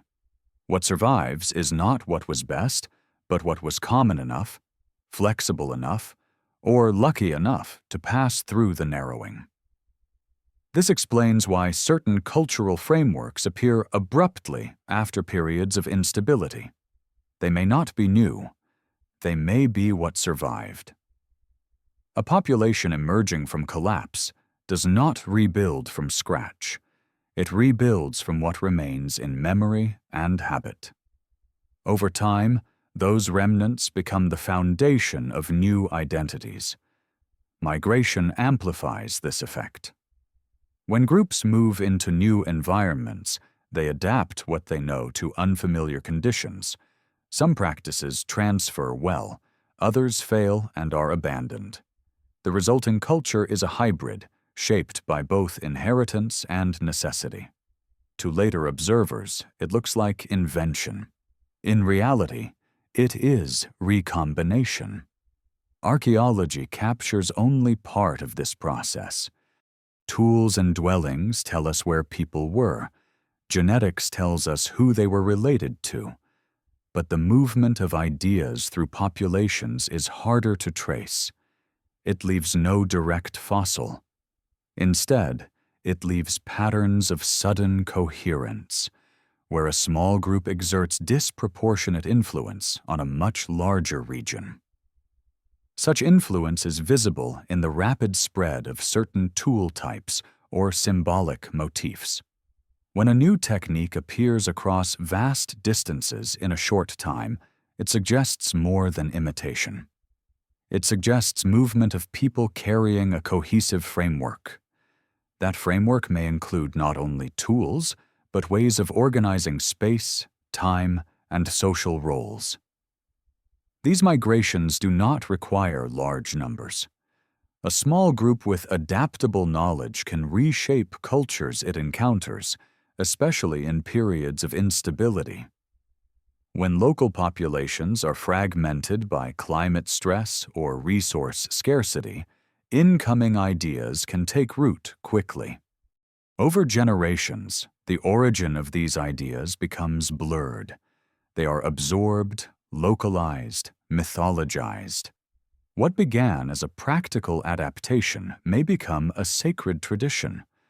What began as environmental knowledge may become ritual law. The people who carried it forward become ancestors, then legends. This process repeats across time. Each cycle of collapse and recovery reshuffles populations, redistributes knowledge, and edits memory. Some lineages carry fragments longer than others. Some groups become keepers of tradition without knowing why. Others forget almost entirely and rebuild anew. Oral traditions sometimes preserve astonishing depth. Stories describing changing coastlines, vanished islands, or altered animal behavior have been shown to align with geological events thousands of years old. These stories survive because they are embedded in identity. They are told not as history, but as belonging. If such deep memory can persist in narrative form, it is reasonable to assume that other kinds of memory persisted as well, not as explicit records, but as dispositions, ways of responding to the world that feel instinctive because they were reinforced across generations. This inheritance may explain why certain human behaviors feel ancient, even when their origins are unclear. The tendency to settle near particular landforms, the instinct to mark time through cycles, the impulse to align social life with seasonal rhythms. These are not inventions of any one civilization. They are accumulated responses to living on an unpredictable planet. When populations carrying these responses encounter new challenges, they adapt them. Over time, the adaptations become culture. Culture then appears to arise suddenly, already structured, because its deeper roots lie beyond the horizon of memory. The disappearance of earlier populations complicates this picture further. When a group vanishes, whether through assimilation, disease, or environmental collapse, its knowledge does not vanish instantly. It disperses. Pieces of it survive in neighboring groups, diluted but persistent. This dispersion makes it difficult to identify a single source for many early innovations. Knowledge does not always flow from center to periphery. It can diffuse laterally, fragment, and reassemble in new configurations. What looks like independent development may be convergence shaped by shared inheritance. This perspective reframes the idea of cultural genius. Breakthroughs are rarely isolated acts. They are moments when enough fragments align to allow coherence to reemerge. The people involved may believe they are inventing something new. In reality, they are recognizing patterns that resonate because they have been encountered before. The silence surrounding earlier civilizations may therefore be misleading. It is not always the silence of absence. It is often the silence of absorption. Earlier populations did not necessarily disappear without trace. They became part of what came next. Their identities dissolved, their contributions anonymized. In this sense, humanity itself becomes the archive. Not a complete archive, not a reliable one, but a living one. Each generation carries forward traces it does not recognize, shaped by choices made long before language fixed memory into writing. This living archive is uneven. It forgets more than it remembers. But what it remembers tends to be what matters most for survival. Orientation, timing, social cohesion, balance between exploitation and restraint. These themes recur because they were tested repeatedly across many cycles of stability and collapse. When viewed this way, the question of lost civilizations loses some of its drama and gains something more unsettling. The past may not be hidden beneath the sea or buried under sediment. It may be walking among us, embedded in practices we take for granted, in assumptions we never question. Civilizations may rise and fall, but humanity persists, carrying forward a distorted reflection of everything it has learned and lost. Each era believes itself distinct because it cannot see the layers beneath it. But those layers shape behavior all the same. What we call prehistory may not be empty. It may be crowded with lives whose stories were not written because writing was not what preserved them. Their legacy is quieter, harder to isolate, but no less influential. And as genetics, archaeology, and anthropology continue to intersect, a picture emerges not of a single forgotten world, but of many worlds overlapping, dissolving into one another, each leaving behind fragments that future societies mistake for beginnings. In that overlapping, the human story becomes less about origins and more about endurance, less about firsts and more about what survives long enough to matter. As the human story stretches further back, the distinction between knowledge and belief begins to blur. Not because ancient people were confused, but because the separation itself is a modern habit. In deep time, understanding the world was not an abstract exercise. It was a matter of survival. What worked was kept. What failed was forgotten. Over generations, this process shaped worldviews that appear symbolic on the surface, but are grounded in accumulated experience. This is where ancient cosmologies take on new weight. They are often treated as imaginative explanations for a mysterious universe, yet their internal consistency suggests something more disciplined. Many early cosmological systems describe reality as layered, ordered, and cyclical. These are not arbitrary choices. They reflect lived encounters with repetition, collapse, renewal, and constraint. A people who survive multiple disruptions do not imagine time as a straight road. They experience it as return. Across continents, civilizations described ages that rise and fall, knowledge that expands and contracts, worlds that reset. The details differ, but the structure remains. This is not evidence of shared myth-making alone. It is evidence of shared pressure.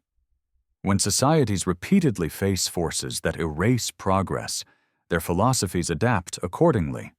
They stop promising permanence and start emphasizing balance. Balance is a recurring theme in early thought. Not stasis, but dynamic equilibrium. Too much growth invites collapse. Too much rigidity invites fracture. These ideas appear in moral codes, agricultural practices, and cosmological metaphors. They are not moral abstractions. They are lessons learned under conditions where excess had consequences. This practical origin helps explain why many ancient philosophies emphasize restraint. Moderation is not idealized because it is virtuous, but because it is survivable. Societies that overextended themselves were more vulnerable to disruption. Those that maintained balance endured longer, even if they left fewer monuments behind. When such philosophies are inherited by later civilizations with greater stability, their original context may be forgotten. What was once practical wisdom becomes ethical doctrine or religious law. The principle survives even when the reason is obscured. Over time, belief replaces experience. This transformation can make ancient systems appear mystical or symbolic when viewed through a modern lens. But mysticism often arises when explanation is lost. A ritual performed without understanding becomes sacred. A rule followed without context becomes divine command. The structure remains because it works, even if no one remembers why. The persistence of these structures across cultures suggests that they were not invented repeatedly from nothing. They were refined, tested, and carried forward through many cycles of disruption. Each cycle altered them slightly, stripping away detail while preserving form. This stripping process explains why ancient philosophies often feel incomplete. They hint at systems that were once more comprehensive. They contain gaps, contradictions, and unresolved tensions. These are not flaws of imagination. They are scars of transmission. Transmission without writing favors compression. Ideas must be memorable. They must be portable. They must survive repetition. Over time, complex systems condense into metaphors, stories, and symbolic frameworks. What cannot be compressed disappears. This favors cosmology over engineering, myth over method. A detailed technical explanation does not survive oral transmission easily. A story does. A symbol does. A rhythm does. As a result, later civilizations inherit frameworks of meaning without the tools that originally generated them. When stability returns, societies may attempt to rebuild knowledge from these frameworks. Sometimes they succeed. Sometimes they reinterpret symbols in ways that diverge from their original function. Either way, the past exerts influence without clarity. This process creates the illusion of philosophical originality. Each civilization appears to articulate its own worldview. Yet beneath the surface lie familiar patterns, cycles of time, moral balance, harmony between forces. The recurrence is too consistent to ignore. It is tempting to attribute this consistency to universal human psychology, and psychology plays a role. But psychology alone does not explain structure. It does not explain why similar concepts are arranged in similar ways, with similar emphasis, across cultures separated by vast distances and time. Structure implies inheritance. Not necessarily from a single source, but from repeated exposure to the same pressures. Over deep time, those pressures sculpt thought just as they sculpt landscapes. The result is convergence shaped by loss. This perspective also reframes the relationship between philosophy and collapse. Philosophies that emphasize humility, balance, and impermanence may not arise from speculation, but from memory of failure. They are cultural adaptations to instability. In contrast, philosophies that emphasize dominance, expansion, and linear progress often emerge during periods of relative stability. They flourish when collapse feels distant. When collapse returns, those philosophies tend to fracture. History shows this pattern repeatedly. Empires rise with confidence. They articulate ideologies of permanence. They collapse under pressures they fail to anticipate. Survivors inherit fragments of those ideologies and reshape them into something more cautious. Over many cycles, this process selects for ideas that can survive collapse, ideas that acknowledge limits, ideas that tolerate uncertainty, ideas that frame loss as transformation rather than annihilation. These ideas may not be technologically advanced, but they are culturally durable.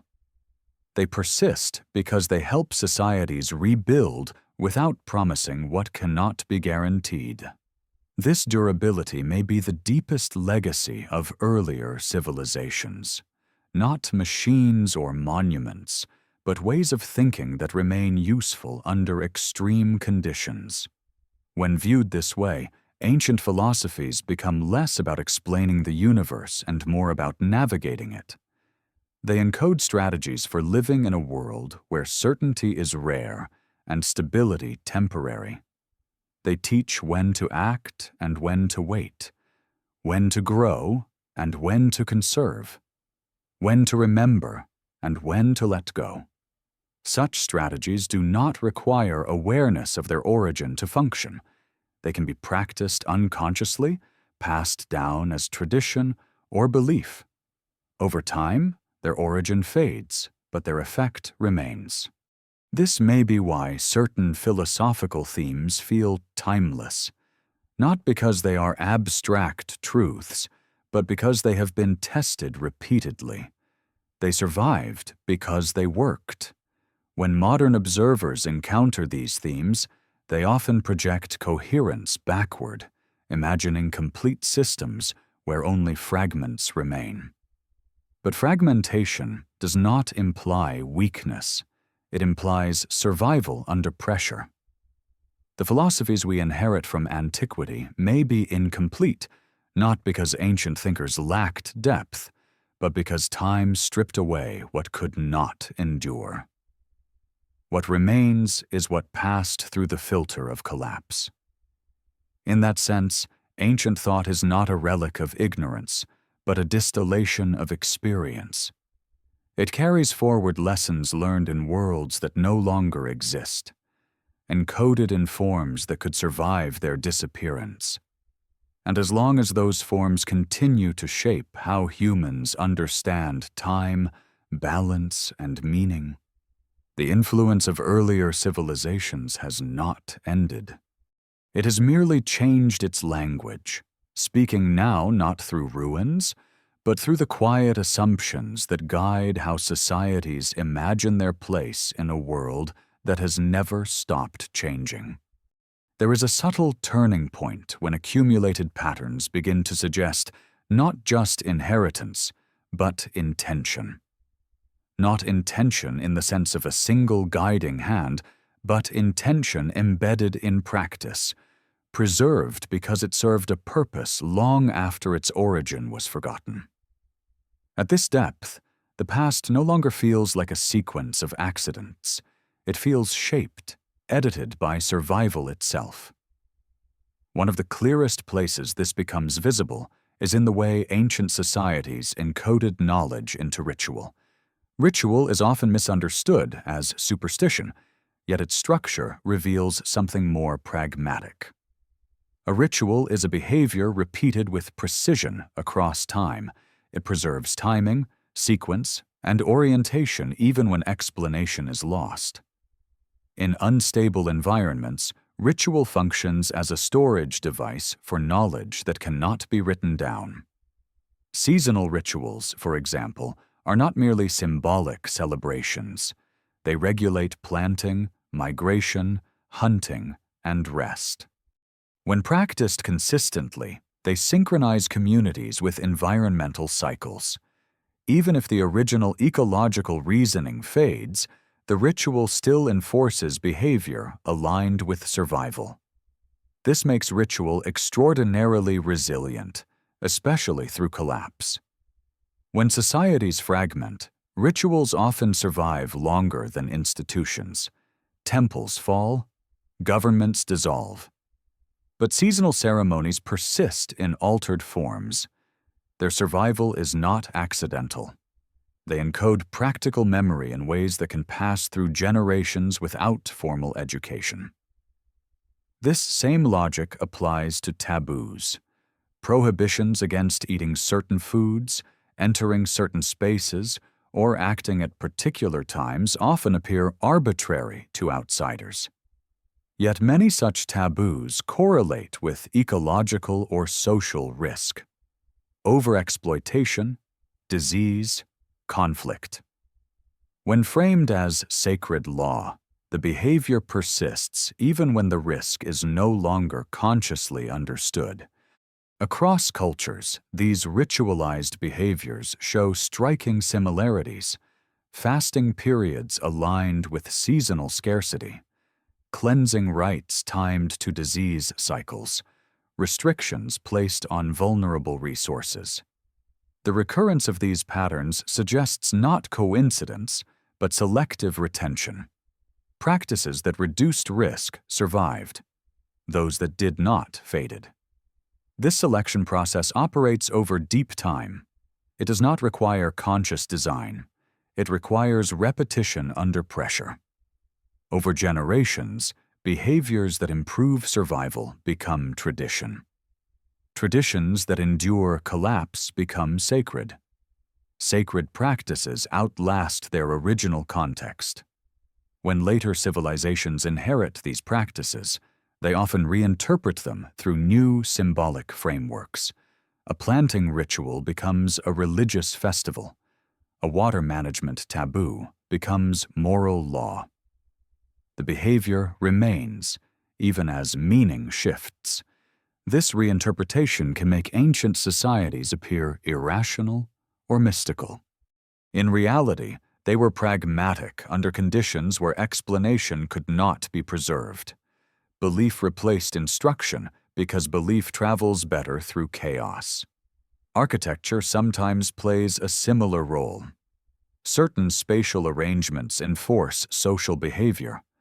Courtyards regulate airflow and gathering. Thresholds control movement. Orientation channels light and shadow predictably. When repeated across generations, these designs become cultural norms rather than conscious strategies. Later builders may replicate the form without understanding its function. The structure persists because it feels correct, because it has always been done that way. What survives is not the blueprint, but the habit. This helps explain why some architectural traditions remain stable for astonishingly long periods, even as political systems change. The form persists because it continues to work, not because anyone remembers who invented it. The same principle applies to sound. Chanting, rhythm, and repetition are common in early ritual spaces. Sound organizes attention. It synchronizes groups. It alters perception in predictable ways. These effects do not require theoretical understanding to be effective. When ritual sound is practiced consistently, it becomes associated with meaning, authority, and transformation.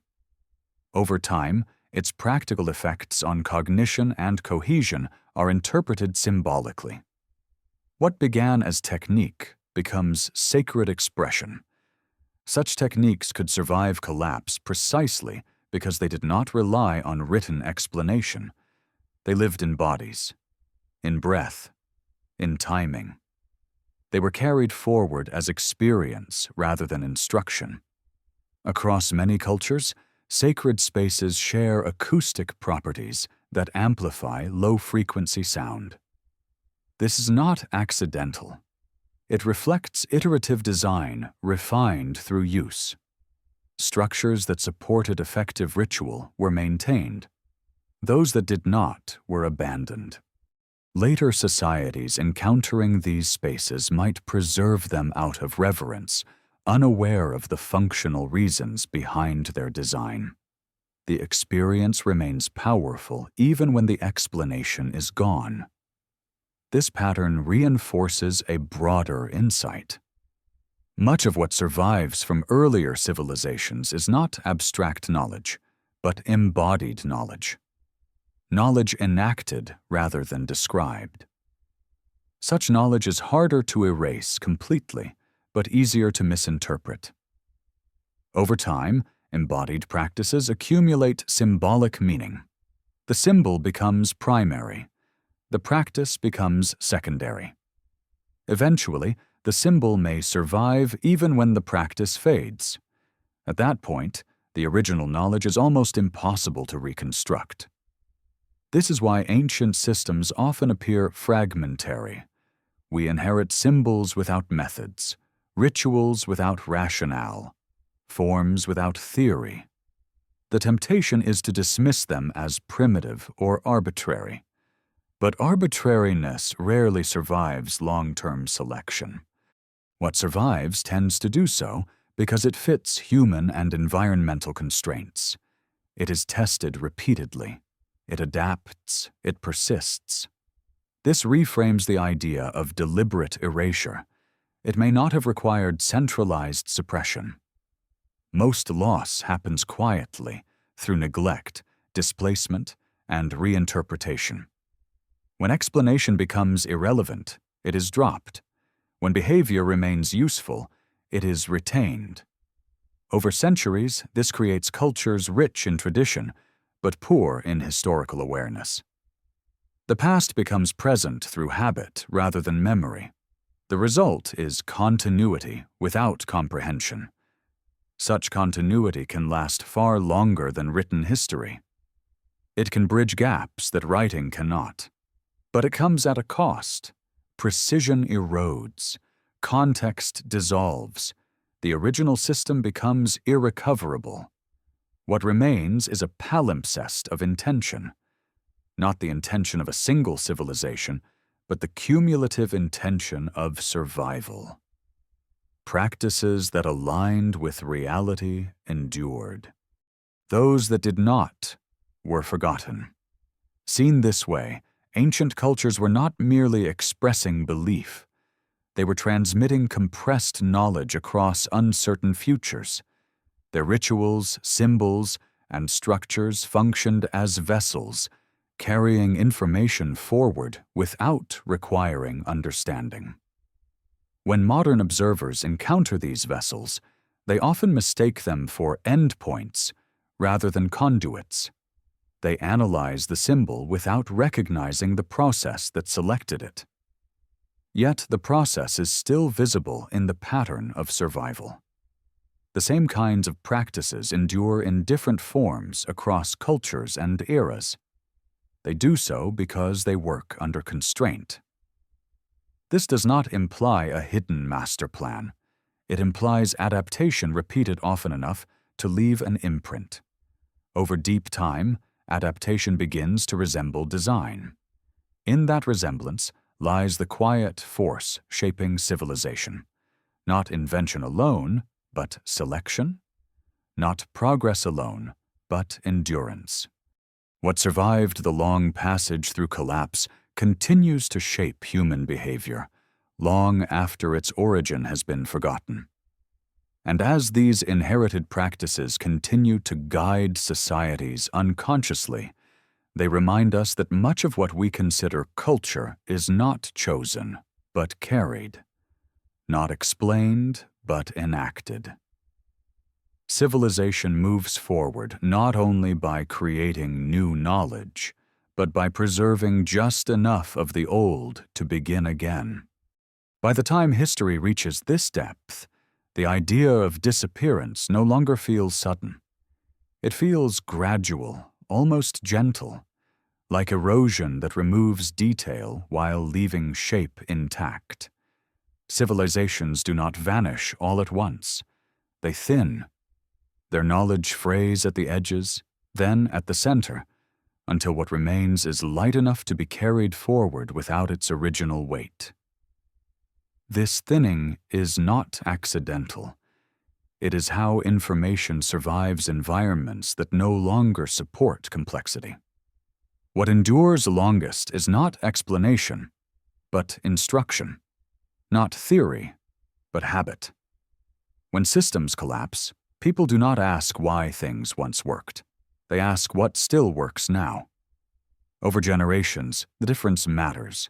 Explanations demand stability. Habits do not. A practice repeated often enough becomes truth, even when its origin is forgotten. This is why later civilizations often inherit systems that feel complete, yet strangely mute. Calendars still divide time precisely, but no one remembers how their cycles were calculated. Sacred spaces still align with light and shadow, but the sky knowledge behind them is mythologized. Laws still regulate behavior, but the ecological or social pressures that shaped them are gone. What survives is the shell, polished by repetition. This polishing creates authority. A system that has endured collapse feels unquestionable. Its survival becomes proof of its correctness. Over time, questioning fades. What was once adaptive becomes dogmatic. What was once flexible hardens into rule. When conditions change again, rigidity becomes liability. Systems that cannot bend fracture. Collapse returns, and with it, another round of reduction. The most adaptable fragments survive. Everything else dissolves. Seen across deep time, civilization appears less as a tower and more as sediment. Each era deposits a thin layer. Some layers are thick, some barely visible. Pressure compacts them. Heat alters them. Over time, the original structures are no longer recognizable, but their influence remains embedded. This sedimentary view explains why the past feels incomplete.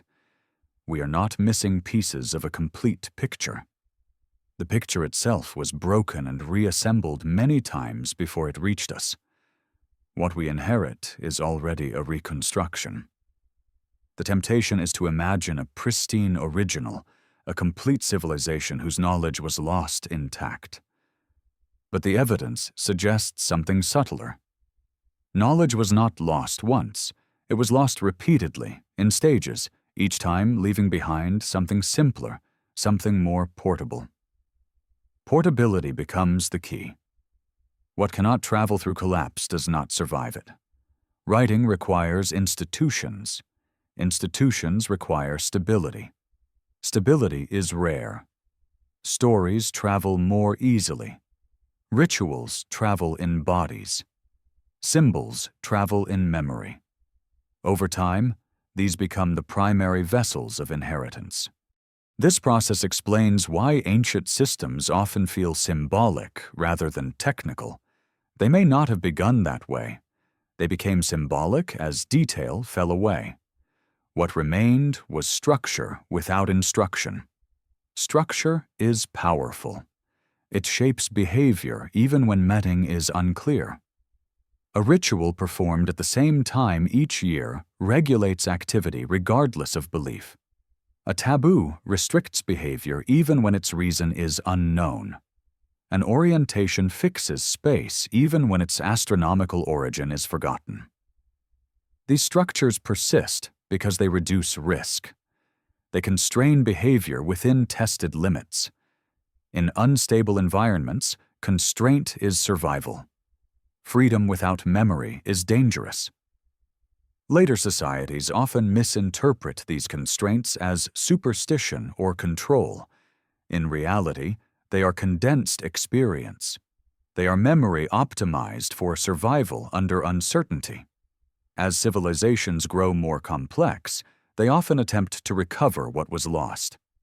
Philosophy, science, and history emerge as efforts to reconstruct explanation.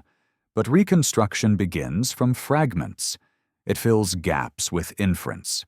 Some reconstructions are accurate, others are imaginative. Over time, reconstructions become new traditions, subject to the same cycle of loss. This recursive process creates the illusion of novelty. Each civilization believes it is inventing systems for the first time. In truth, it is reassembling what survived from before, filtered through its own conditions.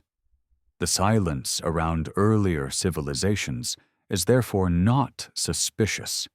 It is expected. Silence is what remains after repeated reduction. The loudest achievements, the most visible structures, are often the least representative of what endured. What endured shaped behavior quietly. It shaped where people settled, how they divided time, how they restrained themselves, how they imagined collapse and renewal. These influences rarely leave inscriptions. They leave tendencies. Modern societies inherit these tendencies without recognizing them. The urge to organize time cyclically, the belief that imbalance invites disaster, the intuition that growth without restraint leads to collapse. These ideas surface repeatedly, even when framed in new language. They feel intuitive because they have been rehearsed across generations. They are not conclusions reached once. They are lessons learned repeatedly, forgotten repeatedly, and relearned repeatedly. This pattern removes the need for a single lost golden age. It replaces it with something more demanding, a history of repeated failure and recovery, each time refining what can be carried forward. Civilizations do not need to be advanced to matter. They need to persist long enough to leave something useful behind. What they leave is rarely what they valued most. It is what survived reduction. Seen this way, the past is not hidden beneath oceans or buried under deserts. It is embedded in the structures that continue to shape human behavior without explanation. It is present in the limits we impose, the cycles we follow, the fears we repeat. The question is no longer where the first civilization was. It is how many times civilization has already ended, and how much of what we think is ours was learned before, lost, simplified, and returned to us stripped of its origin. History does not move forward cleanly. It sheds weight. It forgets detail. It keeps what fits through collapse. And what fits is rarely impressive in isolation, but powerful in accumulation. In that accumulation lies the true inheritance of earlier worlds, not their names, not their monuments, but the quiet frameworks that still govern how humanity organizes itself when certainty fails. What we call progress may simply be the latest rearrangement of fragments that have survived far longer than any one civilization. And in those fragments, the past continues, not as memory, but as momentum. There is a quiet moment, often missed, when the idea of civilization stops feeling permanent and begins to feel provisional, not fragile, but conditional, dependent on alignments that can never be guaranteed. Climate, memory, cooperation, restraint. When these align, complexity flourishes. When they fracture, complexity does not explode. It thins. It sheds weight until it can move again. By this point, The question of earlier civilizations no longer needs dramatic confirmation. It does not require buried cities or erased empires. The evidence lies in repetition itself, in how often humanity has relearned the same lessons under different names, in how frequently knowledge reappears already formed, as if recalled rather than discovered. What remains most striking is not what ancient societies achieved, but what they chose to encode. Across cultures and eras, the same pressures forced the same decisions. Knowledge that depended on uninterrupted institutions was vulnerable. Knowledge that could live in practice endured. Over time, this selected for systems that functioned without explanation. This selection reshaped what civilization looks like when viewed across deep time. Instead of towering achievements accumulating endlessly, there is a cycle of condensation. Each collapse strips away what cannot travel forward. Each recovery rebuilds using what remains. What survives is not the most advanced, but the most adaptable. Adaptability is often mistaken for simplicity, but simplicity here is deceptive. It is the result of compression, not lack. A ritual that looks symbolic may once have encoded precise environmental timing. A myth that sounds poetic may once have preserved a warning learned through catastrophe. A moral rule that feels abstract may once have regulated survival under extreme constraint. These compressions accumulate. Over thousands of years, layers of reduced knowledge stack atop one another. Later, civilizations inherit a dense package of assumptions whose origins are no longer visible. The package feels complete because nothing else remains to contradict it. This is how humanity forgets without losing everything. Forgetting becomes selective. Painful details fade. Functional patterns persist. Over time, the past is not erased. It is distilled. Distillation produces clarity of action at the cost of clarity of origin. People know what to do without knowing why. They follow cycles without remembering how those cycles were measured. They fear imbalance without recalling the collapses that taught them to fear it. Modern societies are not exempt from this process. They simply experience it differently. With writing, data, and global networks, memory appears more stable. Yet stability creates its own vulnerability. When systems grow large and interconnected, failure spreads faster. Collapse becomes systemic rather than local.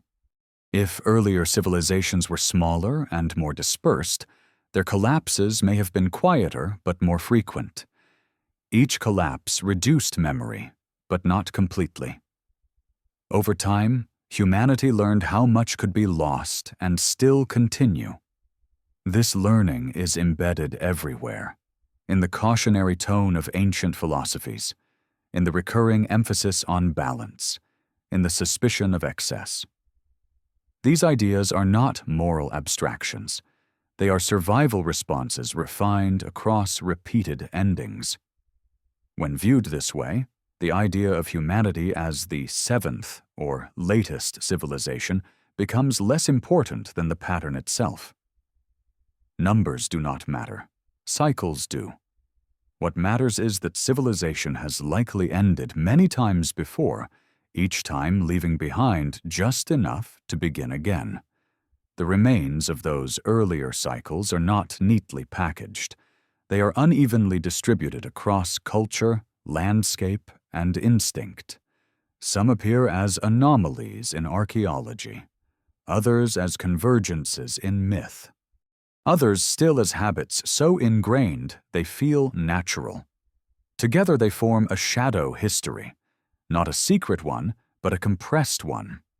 A history that survived by becoming less explicit. This shadow history explains why certainty is so difficult to achieve, when studying deep time. The evidence was never meant to be read clearly. It was meant to endure. Endurance favors ambiguity. Ambiguity allows reinterpretation. Reinterpretation allows survival. A story that can mean many things lasts longer than one that means only one.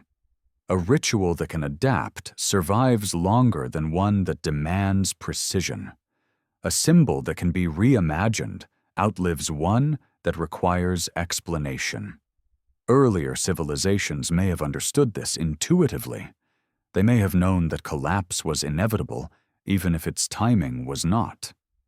Their response was not to preserve everything, but to preserve what mattered most. What mattered most was not dominance, expansion, or permanence. It was continuity of life, continuity of orientation, continuity of the ability to rebuild. Seen through this lens, the greatest achievement of ancient humanity is not found in monuments, but in resilience, in the ability to carry meaning forward through disruption without requiring full comprehension. This ability still shapes the present. Modern societies inherit frameworks that guide behavior during crisis, even when history is ignored. People turn instinctively to cycles, stories, and symbols when systems fail. This is not regression. It is memory asserting itself.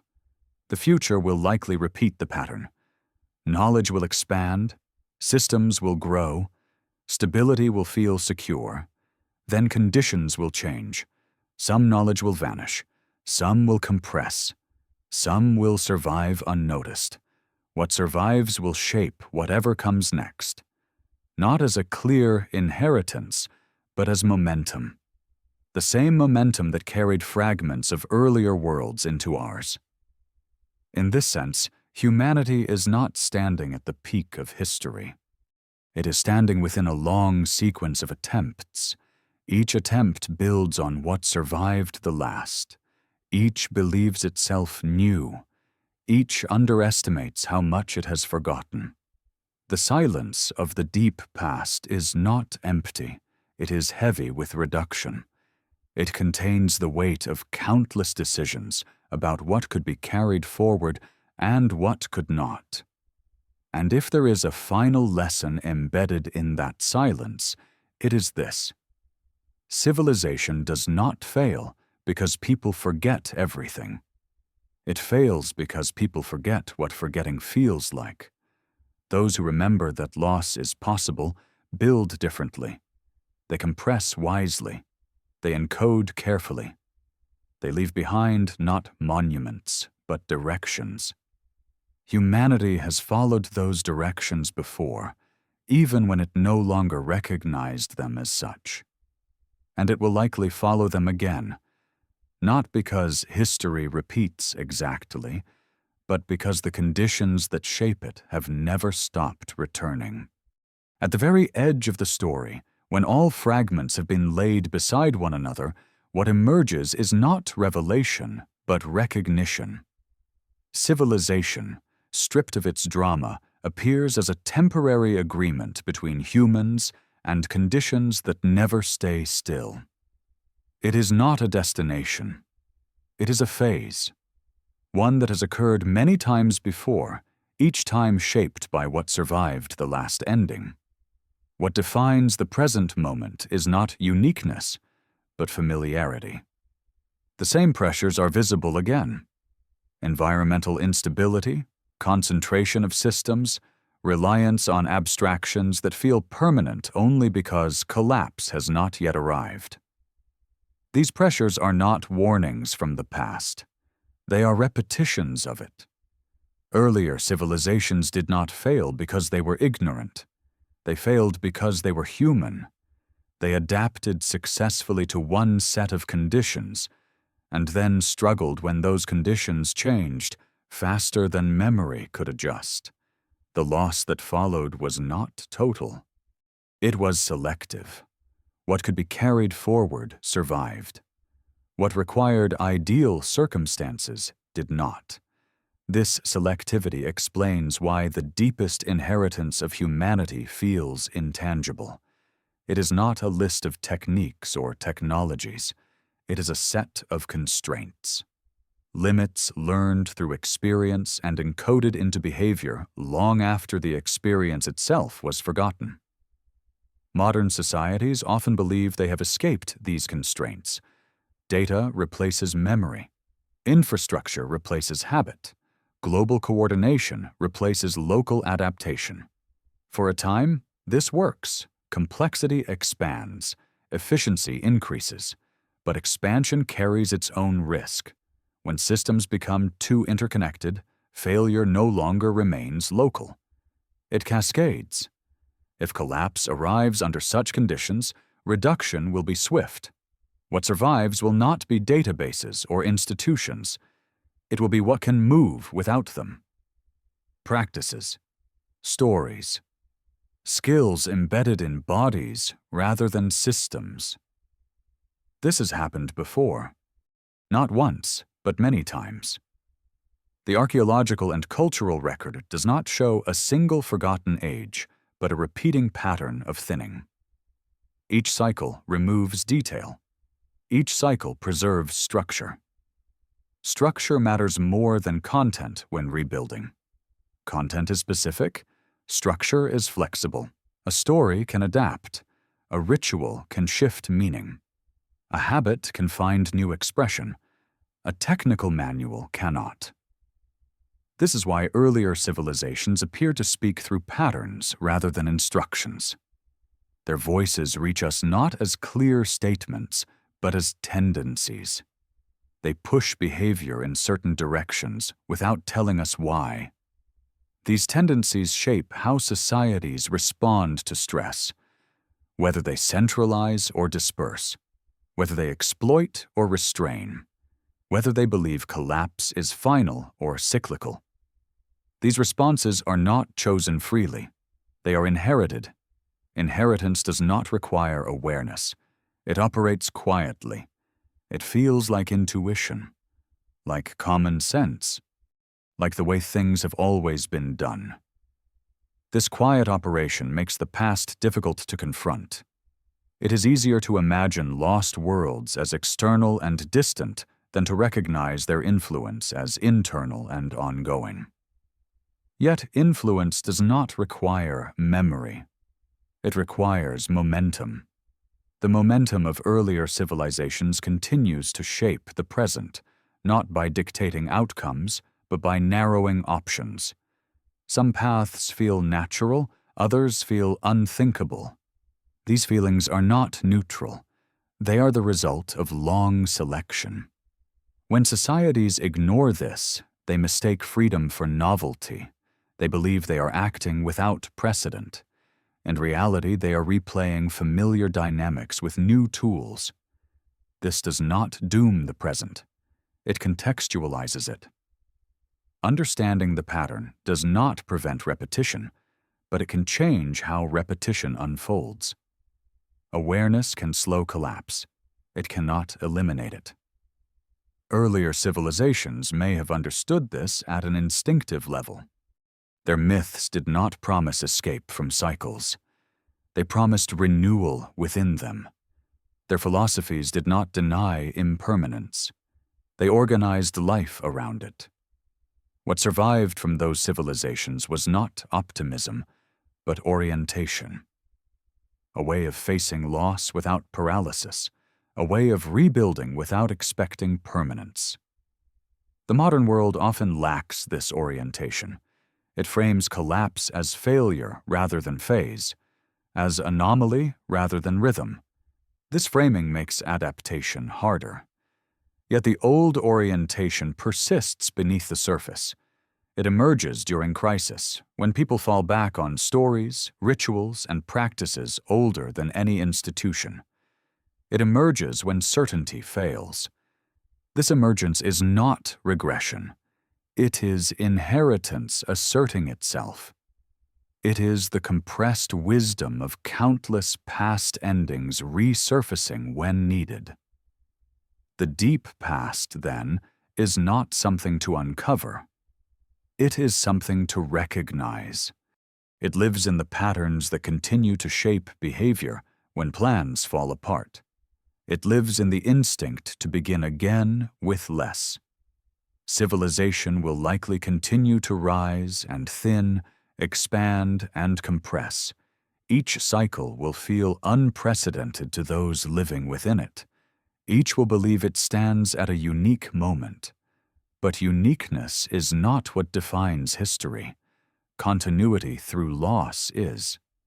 What humanity carries forward is not a perfect memory of what was achieved, but a durable sense of how to survive when achievement collapses. That sense has been refined many times before. The absence of clear records from earlier civilizations is not a failure of history.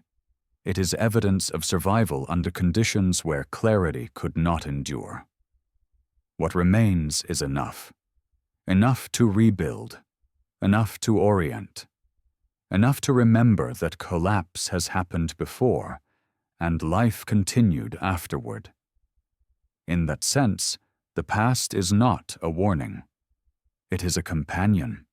It has walked beside humanity through many endings and beginnings, leaving behind not instructions, but directions. Whether those directions are followed consciously or not will shape whatever comes next. But they will be followed in some form because they have been selected to endure. Civilization is not a monument standing against time. It is a movement through time, shedding weight as needed, carrying forward only what can survive the journey. And as that journey continues, the deepest truth revealed by the long arc of human history is not how much has been lost, but how much has been carried forward without ever being named.